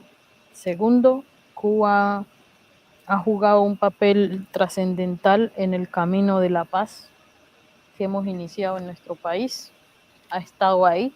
Eso le ha costado, por supuesto, que ahora lo coloquen en la lista como de los países que favorecen el terrorismo. Yo creo que eso no es posible, llamar a un pueblo que le apuesta a la paz terrorista. Sin dudas, el esfuerzo de Cuba para ayudarnos en Colombia a hacer la paz es algo de lo que los colombianos siempre tendremos que estar agradecidos. Cuando hablo de fortalecer las relaciones implica el reconocimiento, pero por otro lado implica abrir posibilidades. Ojalá lleguemos a que hay relaciones comerciales entre Cuba y Colombia, en que hay intercambio de ciencia, de tecnología, pero sobre todo en que Cuba sirve de puente para conectar el Caribe, para conectar con África. ¿Qué rol juega Estados Unidos en todo esto? Pues no sé qué rol quiera jugar, ¿no? Creo que ha jugado un rol de imposición para la región. Ahora podría jugar un rol de facilitador, si así lo quisiera, para avanzar en una apuesta, por ejemplo, de asumir los desafíos de la paz. No son nuestro enemigo, pero creo que se puede cambiar la política en favor de y el bienestar de muchos pueblos. Si le pudiera dar un mensaje a nuestra audiencia en Estados Unidos, negra, latina, ¿qué les dijera? Bueno, que vamos de la resistencia al poder hasta lograr que la dignidad se haga costumbre, que vamos a luchar juntos en contra del racismo estructural, en contra de las formas de opresión que no nos han permitido ponernos de pie y caminar con nuestros propios pies. Wow, that's beautiful. I remember listening to her story of how she came up. Ah, man, this woman had gone through something, you know. Yeah. Let me see. I hope I've prayed that Black Panther, don't go sleep. Black Panther, thank you. If you can hear me, thank you for being with me. I always do the same. We can have a program that subsidizes they're coming to the homeland. Yeah, and they will spend money. Exactly. Those types of countries. Because I remember her story specifically. Because I read about it and I actually saw a video on it. I don't know if it was YouTube or TikTok, a bunch of TikTok that I went through about her specifically. Man, what a story of struggle and coming up. That woman strong. Hey, man. Anyway, yeah, yeah, they can. That's, you see, that is the whole purpose. That's the positive aspect of this movement that I see happening. It will open a lot of doors for skin folk, for people who want to be associated with Africa to be able to come in and trade and do. I see a lot of, coming together in Africa that extends beyond just Africa, the Caribbean, South America, and all those places. Let's wish for the best. Let's hope for the best in our own individual places. We should also pray about it and send good vibes up there so that this thing can happen and materialize. But I believe the time is now. I believe that the opportunity has come. Nothing can stop it unless we decide to do nothing about it. That's the other thing too. But anyway, I'm going to end the live now. I appreciate you guys for joining me, even though it was last minute. I didn't even plan for it to. It was when I was watching some, I was like, man, I need to share some of this thing instead of just, listening to it on my own so we can talk about it. And but we'll see what happens tomorrow. We'll play it by ear. Otherwise, I will see you guys Monday or my next one, if possible. Maybe I'll come in today. So we thank you very much. Chris, thank you very much. Motown, I appreciate you guys. Black Panther, thank you. One Love, thank you. I know they're all sleeping. Can I go and sleep? Oh, thank you very much, Kene. I really, really appreciate you. You're always here one way or the other. I don't know, it's like what time over there? Maybe like 2 a.m. or so, but you go see, God go bless you. Oh. God go bless you, whether you like them or not. I really, really appreciate you, Kene. Thank you so much. I appreciate the support, the consistent support. They ever for my hand.